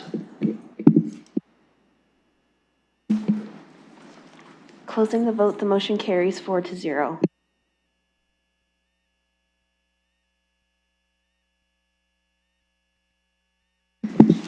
Thank you. If I could please have Ms. Skylar McFarland go to the podium. And you have 5 minutes to discuss your topic. Thank you. All right, thank you so much. And I would just like to start by expressing my appreciation to the chair and all members of this committee for the opportunity to speak to this issue today. My name is Skylar McFarland. I'm a leader at the East of Adelaide chapter of London Acorn, a tenant union with over 3,000 members across the city, and I'm here today to speak in support of requiring that residential rental unit licensing is publicly displayed, and additionally that it includes the permitted occupancy of each building alongside already existing requirements. Furthermore, I hope I can adequately address many of the concerns that were raised by staff in their report to this committee. Simply put, requiring that the information provided within residential rental unit licenses is accessible to the public is one of the easiest and most effective measures that we can take to ensure maximum transparency, accountability, and safety for tenants, both prospective and current, while protecting landlords' reasonable expectations of personal privacy. Moreover, this is a measure that we can take without placing an undue burden on property owners, the city, or taxpayers. This won't create more bureaucracy, there's no new fee, and there's no new inspections. This is nothing more than the logical continuation of the residential rental unit licensing program, originally introduced in 2013 to further tenant protections and ensure greater transparency. And in that sense, it's everything. It's everything for the students and newcomers who will be able to easily confirm whether the unit they intend to rent is up to standard without having to navigate unfamiliar systems. It's everything for the first responders in case of an emergency, being able to quickly check how many people occupy a building so that they know how many people to evacuate when every second counts most. From restaurants to childcare facilities and contractors, we already have a similar framework in place across a wide variety of industries that service the public and in which safety is of the utmost importance. Housing is no less one of these vital matters of the public interest, and it must be subjected to these same standards of accountability to guarantee safety within our control. Finally, one of the primary concerns highlighted by staff in this report was that by having this information publicly available, we could inadvertently encourage members of the public to take enforcement of city bylaws upon themselves, which could present a serious liability for the city. Instead, it suggested that any concerns be directed towards bylaw enforcement. But as bylaw enforcement continues to face an extensive backlog, this could risk wasting resources that could be needed elsewhere. In my personal experience working with tenants, often concerns do not need to get to that point. Many times, it's as simple as bringing an issue to the attention of the landlord. In some cases, where the landlord is particularly non-compliant, it requires a level of sustained pressure from tenants within the building, but often never escalates to involving bylaw enforcement, nor does it amount to tenants or others attempting to enforce the laws themselves. Ensuring that the landlord's contact information is readily accessible makes it easier to resolve any issues, to be a good neighbor, if you will, through this line of communication, as opposed to further escalation. And if it has come to that point, to hold them accountable through legal means such as bylaw enforcement or even the landlord and tenant board should they remain non-compliant.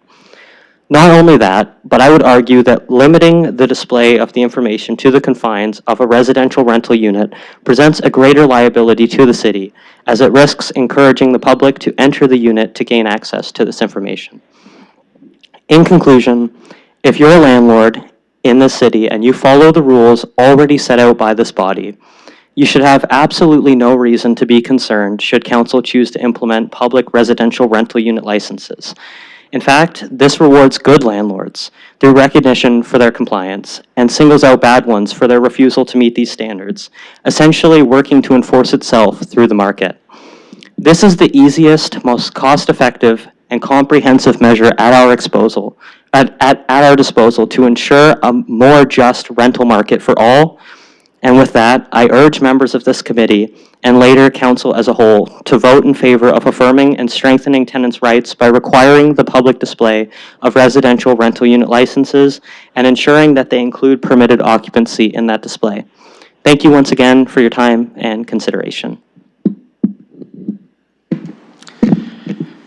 And thank you, Skylar McFarland, for your feedback. Thank you very much for that. And I'm looking to the members of the committee either to pass to staff recommendation or alternate motion.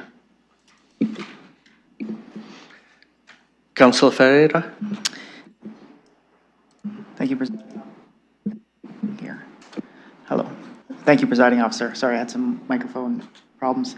I do want to put an alternate motion on the floor. I think that we may have found something that can work with both staff's report and with what we already have available and just kind of clean it up. So I have sent this to the clerk. I can read out that motion, and I'll do that now. If you can please, because I haven't seen it yet, please go ahead.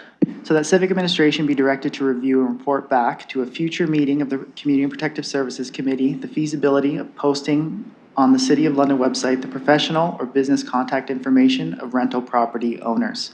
I say future meeting of the Community and Protective Services Committee, but I am up for amending that for depending on when this committee would like to see it back. And I would look for a seconder and then I can speak to it. Thank you, Councillor. I'm looking for a seconder.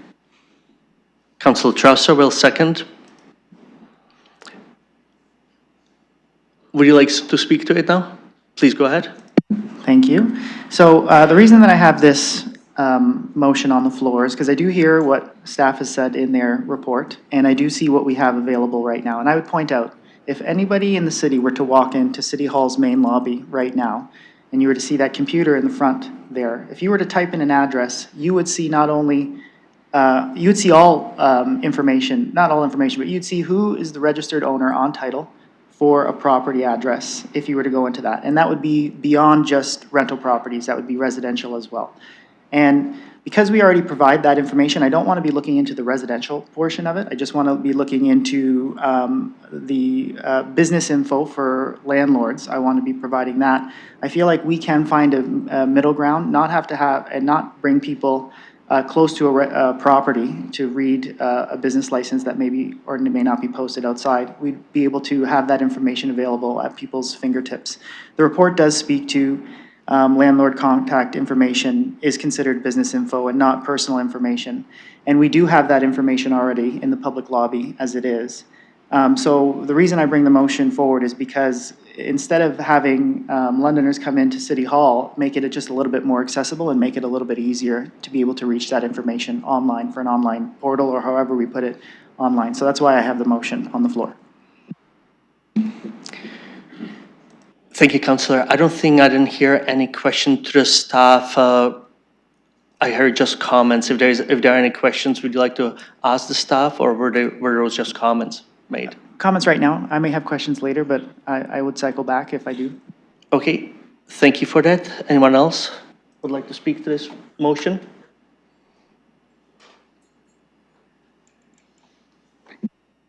Councillor Hopkins, please go ahead. Yeah, through you, Mr. Presiding Chair, to staff, maybe if I can have a better understanding of what the feasibility of posting on the City of London website, the professional business contact information. On the one hand, I understand we do it already, but how does staff interpret the direction here?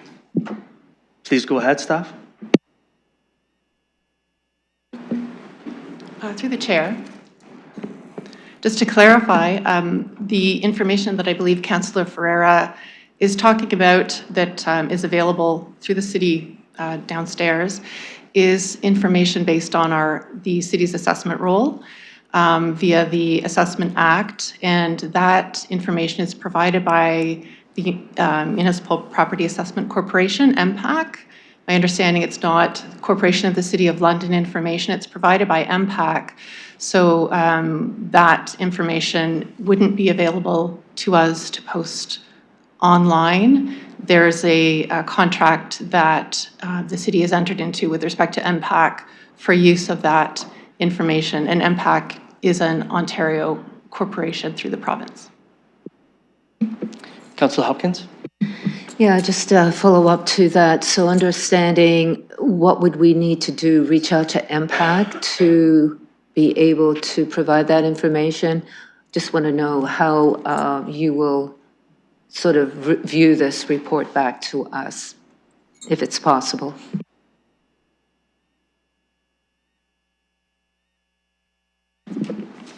Staff, please. Thank you, and through the chair. Civic Administration isn't actually recommending that this type of information be posted on the website. The reason being is that it's not clear what the valid municipal purpose would be of posting that information on the City of London website. Currently, the bylaw, the residential rental unit licensing bylaw, clearly indicates that it is to be enforced by city municipal law enforcement officer or a London Police Service police officer. So it's very clear who is enforcing that bylaw, and they have access to the information that they require to enforce the bylaw. So they don't need anything posted outside the building or posted on a public website in order to enforce their bylaw and do their job under the provisions of that section of the bylaw. I would like to also indicate that those enforcement officers are trained with respect to enforcement, and that's obviously why that's part of their job to enforce that bylaw. There's also limitations on who can enter onto property to enforce municipal bylaws. So not anyone can just enter onto property to enforce a bylaw. It has to be, validly authorized under the Municipal Act provisions, as well as our inspection bylaw. And that pertains to municipal law enforcement officers. So then the other issue is, again, as I mentioned, what is the valid municipal purpose of posting that information online? As I said, it's not required by enforcement officers, so that certainly wouldn't it wouldn't fall under that provision. And then just to also indicate, there may be unintended consequences with respect to requiring the occupancy load to be posted visible to the public, especially where you have perhaps one or two individuals that are occupying a property, and those could be vulnerable people or single women. So there could be unintended consequences of posting who is the number of people located at any particular property. And in terms of additional liability with respect to having anyone else attempting to enforce the bylaw, that would be better done in camera. Thank you for that answer. Councillor Hopkins? Councillor Traustadt, please go ahead. Yeah, I'd like to start by making a couple of background points. I'll try not to repeat too much of what's in the report. There is a difference between anonymity and reasonable privacy protections. I'm sorry, is that a point of order? Could you stop my time? It's all good. Go ahead, Councillor Traustadt. It's all good. Okay, so I think the way things are right now, the owner of a residential rental property, even one that has to be licensed under the licensing regime, is treated as if it's anonymous. And we're giving the owner not just reasonable privacy protections, but full anonymity. And there's no reason for that. We are bound by MFIPA, the provincial privacy law. And as the staff report correctly points out, the court, in the initial challenge to our registration regime, said that the directory information, the owner's name, contact information, property address, is not protected personal information by definition under MFIPA. That's clear. Yet, we continue to treat this information as if it's somehow subject to a privacy interest, which it's not. I'm not interested in getting a DNA sample from the landlord's third child who lives in Oakville. I'm interested in getting directory information about the subject of a municipal regulation. There doesn't need to be an additional head of authority in the Municipal Act to talk about why the public should have this information. This is information that the city is collecting pursuant to its very broad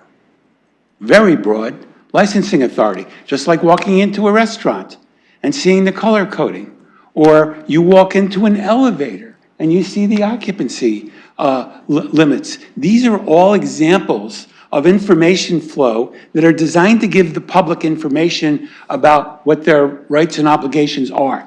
Now, in terms of enforcement, I don't think getting the contact information for somebody that is a absentee landlord down the street, so I can write them a letter, I don't think that's enforcement activity. I think knocking on the door and saying, I'm coming in to do an inspection, that's enforcement activity. Nobody wants to do that. And the problem is the information is posted indoors, not outdoors. So I understand why you can't go inside.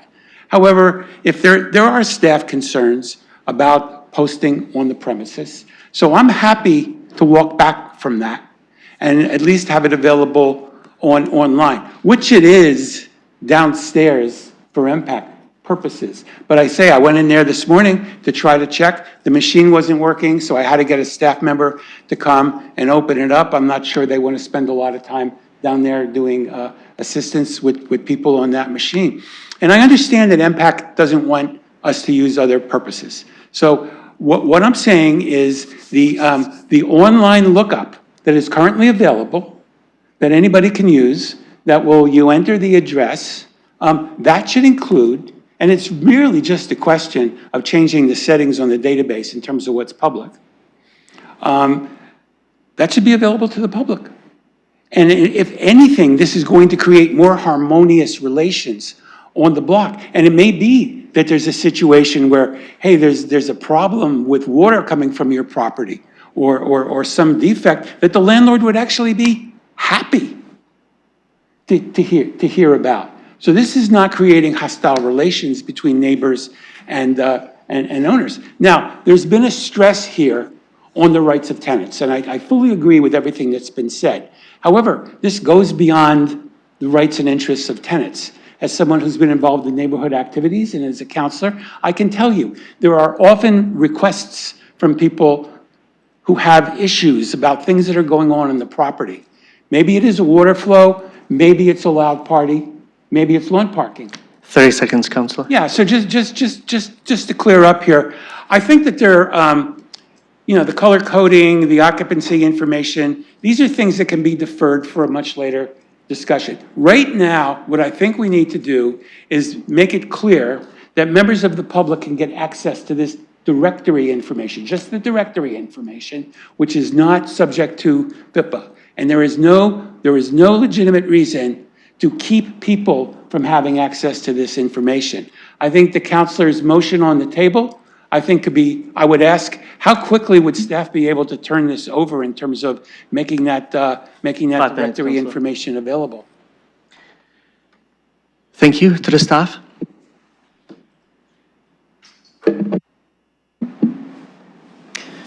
Thank you, and through you, the chair. Preliminary inquiries indicate that it could be a process that would require at least 1 to 2 weeks of full-time data entry. And of course, it would have to be scheduled in with all of the other projects that are ongoing with that team. In the interim, would members of the public be able to call Sorry, the office? Councillor, you're and at get the 5 minutes, information? Councillor. Could I have a few more minutes because we don't really have anything else on the agenda and there aren't a lot of us. How much time would you like to ask for? 2 minutes. We need a vote.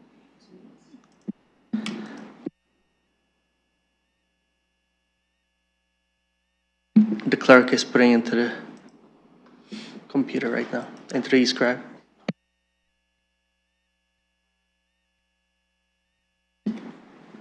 Two minutes, correct, Councillor?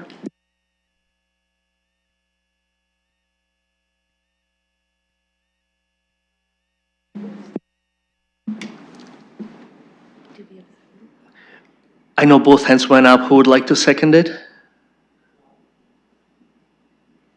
Councillor Hopkins.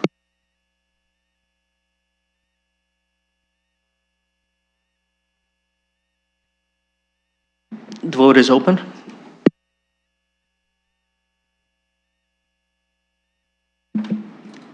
Closing the vote, the motion carries 4-0. Councillor Traustadt, please go ahead. I'll speak quick. In the interim, 2 weeks seems reasonable. A little bit of data entry seems reasonable. I'd rather get the MPAC information, but we can't get that, so this is the next best thing. It's limited to just the rental units, which we know is a business. In the interim, if somebody calls up the licensing office and says they have this issue, would you be able to either direct them to the computer downstairs or better yet, just tell them who the owner of record is?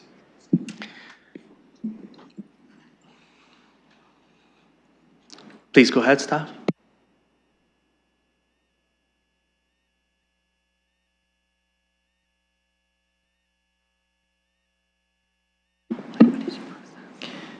Could I just clarify the question through you, Chair? Councilor Tressa, please Yeah, clarify. yes, I'll use a real-life situation without giving you the address or the name of the person. There was an issue with what was going on next door with the new owner. The person very badly wanted to just know the identity of the new owner so they could send them a letter. Your office refused to give them that information, citing the Privacy Acts. Would your office be willing to just provide that information if somebody called? Staff, please go ahead. Or do you need additional clarification?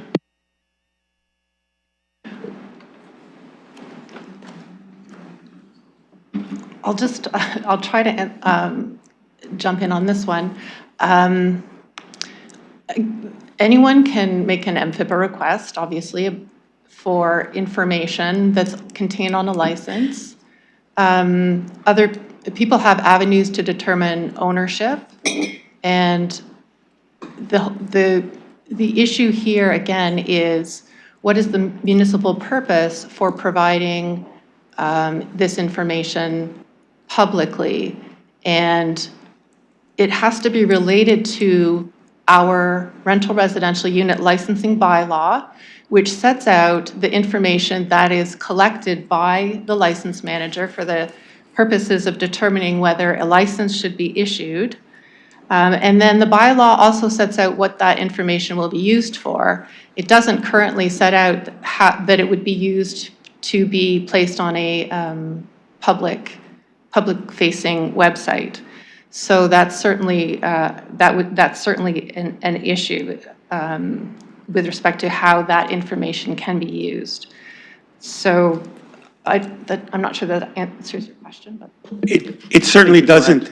I'm sorry, being very frank with you, it certainly doesn't, because there's no reason why you couldn't do it. The limitation on you doing it would be that it would violate privacy law. It would violate privacy law, which it clearly doesn't. Now, you say that you could go down and run a title search. You could hire a lawyer to do a title search. You can then, if it's a numbered company, go to Toronto and at another expense and at another delay, get the information. All I want to do is make it easy for our residents to understand what's going on their block, so they can better live there in harmony, and they can better have good communications with their neighbors. And there doesn't need to be a purpose written into the Municipal Act to say that. 30 seconds, Councilor. That's part and parcel of the regulation. This regulation, when it came in, was very aggressively litigated, and every part of it was upheld, including the privacy limitations. So for now, I'm just going to support this motion. I'll ask my colleagues on this committee and on council to support the councilor's motion, and we'll take it from here. Thank you, Councilor. you. And I just want to let you know you're out of time. Next one on the list, Councilor Ferreira. Thank you, Presiding Officer. Okay, I got to make some clarification here. I was talking about the lobby computer as an example of how much more information I'm really asking for. I'm asking for the professional or business contact information of rental property owners, full stop. If you were to go down to that computer, you could see personal information there. You can see the individual who owns that property at that computer. And the municipal purpose, as far as I'm concerned, I can come up with a lot of reasons, but right now it would be accessibility, to make it easily accessible, because anybody can come in to City Hall, get that information, and find out who the registered owner on the property is. They can find out if that registered owner is in another address, they can find out what address that is as well. If it is an Ontario business company, they could go to the Ontario Business Registry, plug that in, pay $8, and get the articles of incorporation, and get the director's information, and get their phone numbers and their contact information like that. This information is already readily publicly available. It's just not in one place. It's all over the place, and there's barriers there. And what I think we should do, which is a good workaround, so we don't have people going to the front door, so we don't encourage people to carry out their own enforcement, is to provide that information. Because I've had residents seek out, where can I get that information before? I've pointed them to that computer in the front lobby. I'm not looking to use MPAC's property in the computer. I'm looking to use our licensing, our business licensing information, and create a list from that. I'm looking to use our own personal information, or our own business information. And as Councilor Trusso has pointed out, as I pointed out, and as is in the report, it's considered business information as it is. It's considered the same type of information as we saw from what the delegate said from restaurant information. I would like to see if we can just, put that into one place and make it more easily and readily accessible for information for, neighbors who want to send letters to potential issues that they might see. It's not to start any controversy. It's to say, hey, just so you know, heads up, this is what's going on there, and just informing the property owner of what potentially could be going on. It would also relieve the pressure on our staff side too, because you wouldn't have inquiries coming through the counselor's office, and you wouldn't have inquiries going directly into compliance.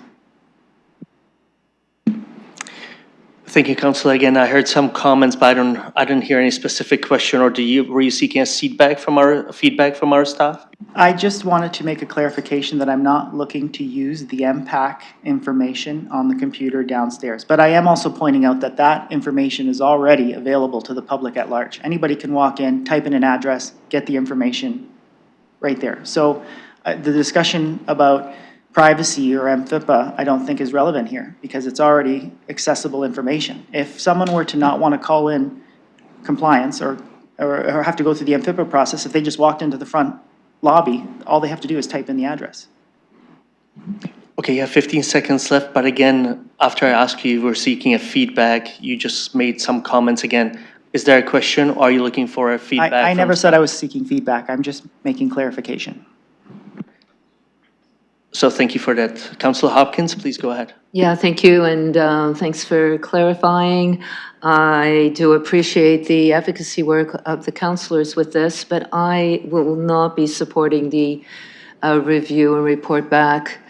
Just not confident enough to understand the unintended consequences of doing this, and for that reason, I won't be supporting the report back.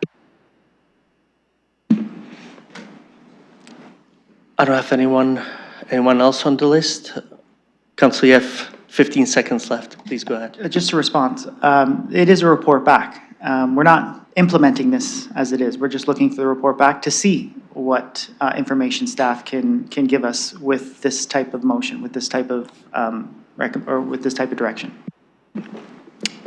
Thank you, and I don't have anyone else on the list. If you allow me from the chair, I will make my comments, and I will say that I will not be supporting it either. And I know there were some comments and letters that came from the public and comments made from my fellow councillors around the horseshoe.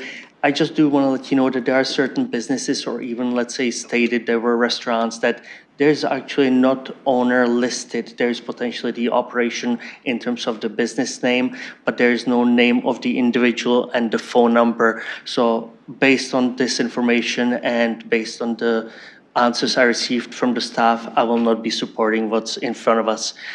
Thank you, and I don't have any other comments. If you can please go vote.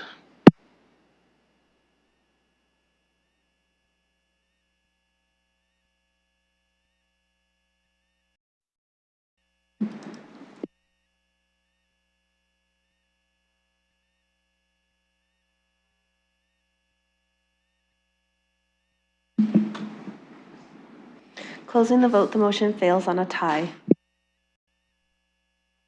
Okay.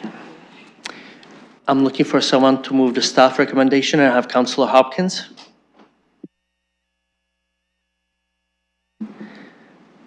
Do I have a seconder? I will second. Councillor Hopkins, please go ahead. Yeah, thank you. Through you, Mr. Presiding Chair, to staff, just would like a little bit of clarification at the very end. So 2 parts of this direction we already do. The third part is what we don't do and staff are not recommending to do is adding the occupancy limits to the bylaw because we're duplicating the process. If you could explain what we're already doing so I can understand the motion. Please go ahead, staff. Thank you, and through you, Chair. So currently occupancy limits are governed by a number of different pieces of legislation, but from the perspective of the city, the property standards bylaw dictates that maximum occupancy of 1 person for every 9.3 square meters is allowable. And the Ontario Building Code indicates 2 people per sleeping room. The Residential Tenancies Act also covers off tenancy agreements between landlords and prospective tenants. And so for us to establish a maximum occupancy limit, we didn't feel would be overly effective in terms of enhancing tenant safety. It's a number. It doesn't mean that that's how many people are living inside or presently inside the unit in the event of an emergency. And it really can't be relied on for any enhanced safety reasons. Thank you, Councillor Hopkins. And just as a follow-up to that, so what would a resident do then when knowing that the occupancy is being, there are more than required? Staff, please go ahead. Yes, thank you, and through you, Chair. Great question, and we do get frequent complaints through to our enforcement staff through the Service London portal or other complaint mechanisms that suggest that a rental unit will have too many people living inside. And it's upon receipt of those complaints that we would then do a thorough investigation to determine whether or not that's actually the case. The residential rental unit license that is posted inside the unit enables tenants as well as enforcement staff to be able to get a hold of the landlord or responsible person of that unit when needed. Thank you, Councillor Hopkins. And again, following up with that, what would residents do then? Just reach out to bylaw enforcement and put in the complaint? Staff, please go ahead. Thank you, and through you, Chair. Yes, so there are several mechanisms for making a complaint. We like to direct folks to the Service London portal. You can also call the Service London number directly to make your complaint. You can reach out to licensing staff directly through the licensing at london.ca email, and you can really reach compliance staff directly through that email as well. Thank you, Councillor Hopkins. Yeah, and just to sort of, again, thank the two councillors. I appreciate the conversation that we've had here at committee to make it better. But I'm confident in the recommendation coming from staff that we just received the information and no further action be taken. Thank you, Councillor Hopkins. Next one to Councillor Ferreira.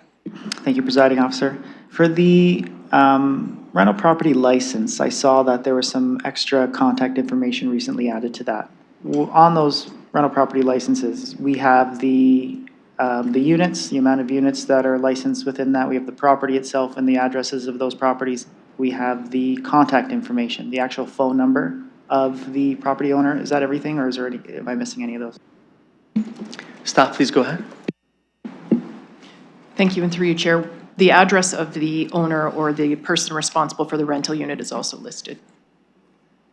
Thank you, Councillor. Thank you. And I guess with that, because it's posted on the inside in a prominent area near the main entrance or in a prominent area near the front door, it's on the inside, I believe, how the bylaw is written.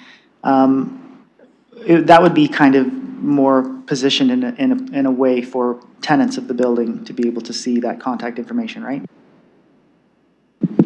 Staff, please go ahead. Thank you, and through you, Chair. Yes, that's the intent, actually, is so that the tenants have access to reviewing the information on that license. Additionally, in terms of prospective tenants, when they're coming to tour the unit and meeting whomever it is that's showing them the unit, they would be able to access that information at that time as well. So they could see that the unit's properly licensed and get the contact information for the owner as well. Thank you. Councillor, please go ahead. Thank you. With the prospective tenants and the tenants as they are who are in the building, I would assume that they would have that information with the lease agreements and all that information as it is. So that's just kind of like a redundant kind of putting of the information out there for tenants to see. I guess the next question would be, is the reason that we do that is because like this is considered like a professional or business. When you have a rental property license, that's considered a business license as well. Is that safe to say? Staff, please go ahead. Thank you, and through you, Chair. It is a separate bylaw from the business licensing bylaw, but In relation to what you're asking, many people do interpret it as a business license. That being said, it is a private home, a private residential home, and it's not open to the public, such as the childcare facilities or the restaurants, for instance. And the information that's listed on the license, albeit potentially redundant, we couldn't say that from a city staff perspective that their rental agreement covers all of that information. So we have to be sure that they do have access to that information. Thank you, Councillor. Thank you. I understand it's a private home, like I live in one of those too. But the actual business license information is to the contact information of the owner of the business or the property owner who is bringing in rent, as they rent out the property. So that's, I guess the point, or I guess the next question would be, when it comes to with respect to that information being publicly available, what are the restrictions exactly for that when it comes to, even though it is a separate bylaw, but it is considered somewhat of a business license, what would be, I guess, the restrictions of allowing the public at large to be able to access that information readily? Please go ahead, staff. Through the chair, the residential rental unit licensing bylaw sets out all of the provisions with respect to collecting that information and then what is done with that information. So under section 4.1, for instance, the administration of the bylaw is assigned to the license manager, who shall generally perform all of the administrative functions conferred upon them. And so they receive all of the applications, issue the licenses, impose terms and conditions. Under section 5.1, the application for a license and a renewal is made to the license manager on the forms provided by the license manager and shall include the following information: the name, municipal address, and telephone number of each owner. So that information goes to the license manager, and that's clearly set out in the bylaw. The license manager then looks at that information that the license manager receives and determines whether to issue a license based on that information. And then the bylaw specifically provides in section 6.2 that the licensee shall ensure that a copy of the license under the bylaw is posted and maintained in a prominent and visible position inside the rental unit near the front entrance. So that bylaw sets out what can be done, what information is collected, and then what can be done with that information. It does not contemplate providing that information to the public. Thank you for that answer, Councillor. Thank you. And I appreciate the answer. I would say we also decide on how we can amend bylaws and how we can make changes with that. So I understand the current bylaw doesn't say that at the moment, but this is why we're having this discussion. It's why I brought the last motion. But I do feel like we can be a little more forthcoming with some of the information. As far as I'm concerned, this is business contact information.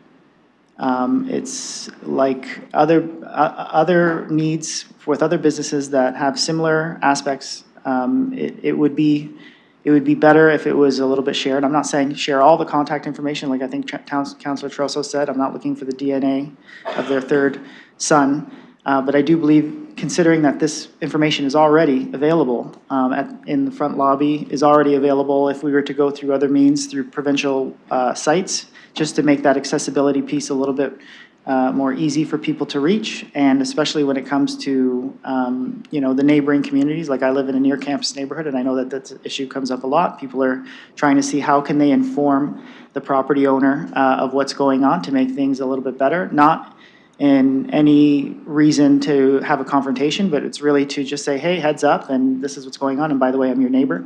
I think that would be a better way to move forward. I don't see a difference of this with the restaurant part, or I even heard a part with the occupancy. I'm not even getting there when it comes to elevators, but I do feel like because we don't have the restrictions when it comes to professional business contact information as we do with private information, but we're already giving out the private information downstairs for anybody who walks in the front door. This is a much less restrictive approach than we're already providing. So that's why I'm not going to be supporting the staff recommendation. Thank you, Councillor. I just would like to clarify one thing is that when you mentioned business contact information, I believe that was already defeated. We are back to the staff recommendation and we gave them a direction. Yeah, the report does say that with the rental property license, the contact information of both the address of the owner of the rental property and their phone number is on the business license. That is posted in a prominent place, as according to the report. That is correct, but not the business contact information as was stated. So right now we are dealing with the staff recommendation and our direction was to explore the opportunities of listing the owner's name and the contact information. Thank you. I have next, Councillor Trauser. I'd like to make a motion, and I'll be looking for a seconder, to remove the words "and that no further action be taken."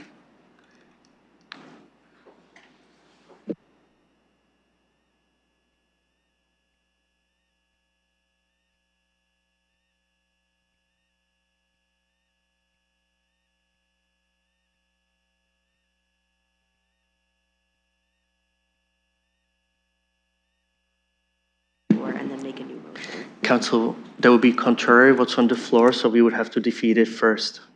To the contrary, it's not contrary at all. It's just removing some of the language. And most of it is still intact. Because we can receive the report without finally dispensing with it. And we've even had one councillor who voted against the first motion saying that she would like to understand better what the unanticipated consequences are. So I think removing the "no further action be taken," which is the technical way of killing something permanently, a poison pill, be removed, and it's perfectly consistent with this resolution. Thank you, Councillor. We can divide it into two parts and you can vote on it separately. Well, I don't think that's necessary. I'll just use the rest of my time to speak against the motion. Saying that no further action be taken is tantamount to saying, this is a closed question. We don't even want to discuss this anymore. There are a lot of issues out there that people are raising, but we don't want to hear it because we just want to preserve the status quo. And the status quo is it's too bad for the public if they want to get this additional information. Now, I guess the question I have for staff is, what remedy would a member of the public next have if they can't get this information, and if they contact the licensing office and they're told you're not going to get this information? Would the next step to be for them to file a complaint with the ombudsman, or would there be another internal process? Because I don't think people need to be filing complaints with the ombudsman if there's another avenue within the city. So before I advise people that they really have no place else to go but the ombudsperson, I'd like to know, is there another remedy Councillor, internal tie to to the the city? motion, please. No, I'm asking a question. Staff, please go ahead. Asking a question. Staff, please go ahead. Thank you, and through you, Chair. So we would be cautious in terms of advising what their next outcome or their next option would be, but I want to express that if we receive that call in the licensing office, that is then triaged, and we provide customer service in terms of addressing their concerns. And so if they were dissatisfied with not being able to get the registration information for the property owner, we would still be assisting them to resolve their concern in relation to the property. If their concern is being Councillor? able to contact the owner, how would they do that if you don't give them the contact information? Councillor, through the chair, please. Through the chair, of course. Thank you. Staff?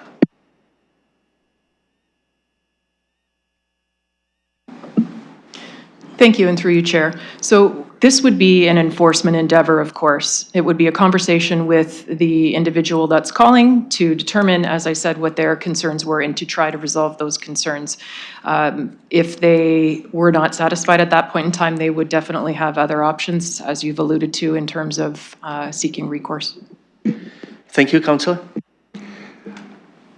It was referred to FIPA requests before, and if a FIPA request was made for the directory information on a particular property, what would the response to that be? Would you be taking a privacy objection?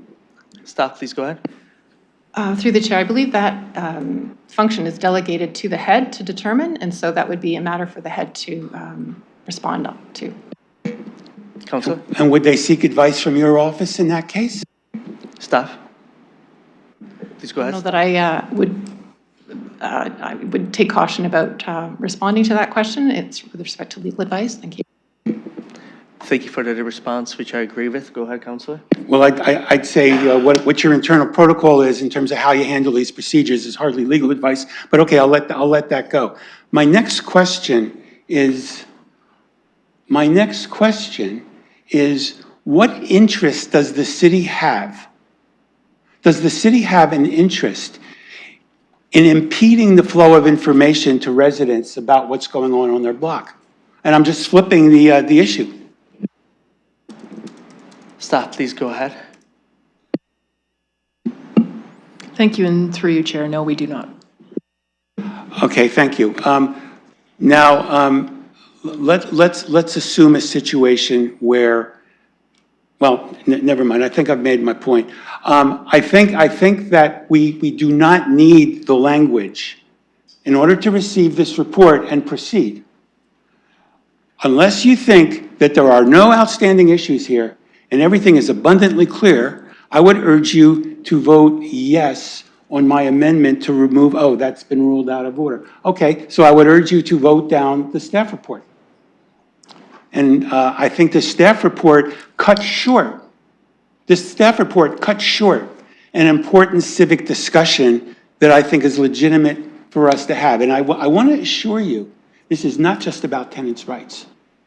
This is about many property owners who live on blocks where there are now more and more absentee owners who do not knock on your door and say, hi neighbor, I'm the new owner, and if you have any problems, here's my phone number, give me a call. You have to go through layers of legal work to ascertain the identity of absentee owners. And this is not conducive to a good neighborly feeling on a block. And I'll leave it at that. Thank you, Councilor Trussell. Councilor Ferreira, please go ahead. Thank you, Presiding Officer. Here's a question. If someone were to contact us and ask for the rental property business owner contact information, would we be able to refer them to the computer in the front lobby rather than directing them to an MFIPA request?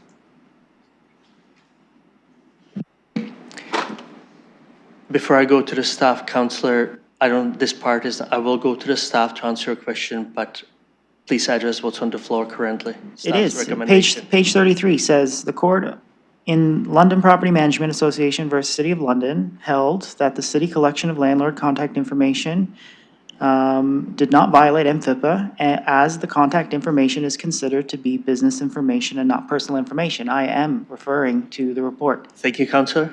Staff, please go ahead. I'm sorry, if you could clarify that question, Chair? Please go ahead. His question was regarding the paragraph that was listed there. Please go ahead, Councilor. If someone were to call in and request the information of the property owner for a certain rental property, as I understand it, we tell them they have to submit an MFIPA request. Would it be possible that we could also provide the option of saying, you could also go into the front hall of city lobby and type in the address and get that information as well without going through the MFIPA request? Staff, please go ahead.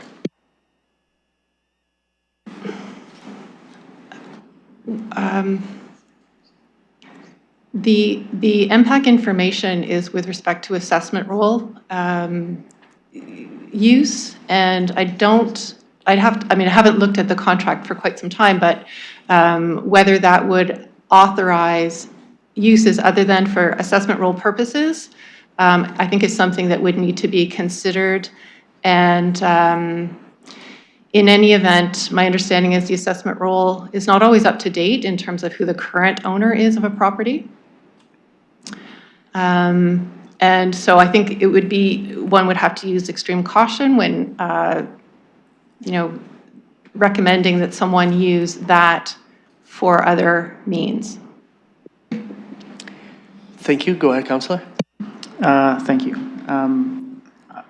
I think I got the answer. So if they didn't say rental property owner and they said someone who is the registered owner on title of a property, would that be, I guess, the appropriate language that we'd be able to point to the assessment role and not have an MFIPA? You don't have to answer that. I feel like I got the answer, so thank you. Thank you. I don't have currently anyone else on the list. Anyone else would like to speak to it? So if you allow me from the chair, I will be supporting the staff's recommendations based on what I did receive, again, concerns certainly from some of the citizens, but the answers that I've received from the staff and also included in the report, I'll be supporting it.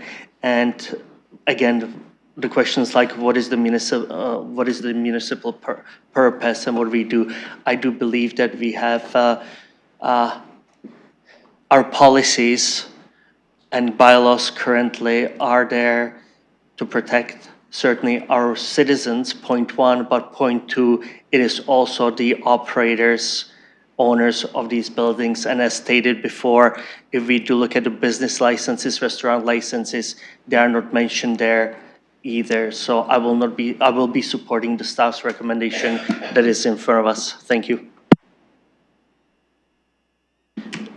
Oh, one more question. Okay, before we go to the vote, Councilor Trasso, please. And Yes. you have a minute left. Yeah, let's say, for example, that I'm frustrated by this, and I'm just left with, I'm going to file a enforcement complaint. I'm going to go on to Service London and file an enforcement complaint. Isn't it the case that under current practice, I'm going to get back a note that says, for privacy reasons, we're not going to give you any more information on this file, so we might not contact you back? Is it true that that's what people get if they file a Service London request? Staff, please go ahead. Thank you, and through you, Chair. I'm not 100% familiar with the exact language, but they do get a prompt that indicates something very similar to what you've just stated in terms of municipal compliance service policy and the principles of fair and enforcement. They will not get an update in relation to enforcement action, taken or not. Thank you. That answers my question. I see no more questions, no more comments. Please go ahead with the vote.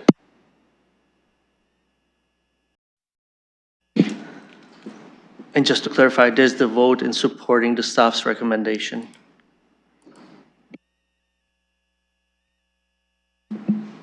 Closing the vote, the motion fails 2-2.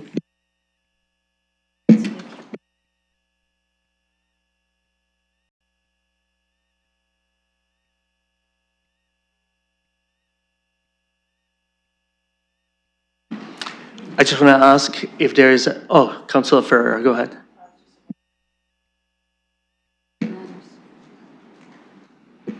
Okay, motion to adjourn. Councilor Ferreira, second. Councilor Hopkins, all in favor? Thank you. Have a great day, everyone. Motion carries.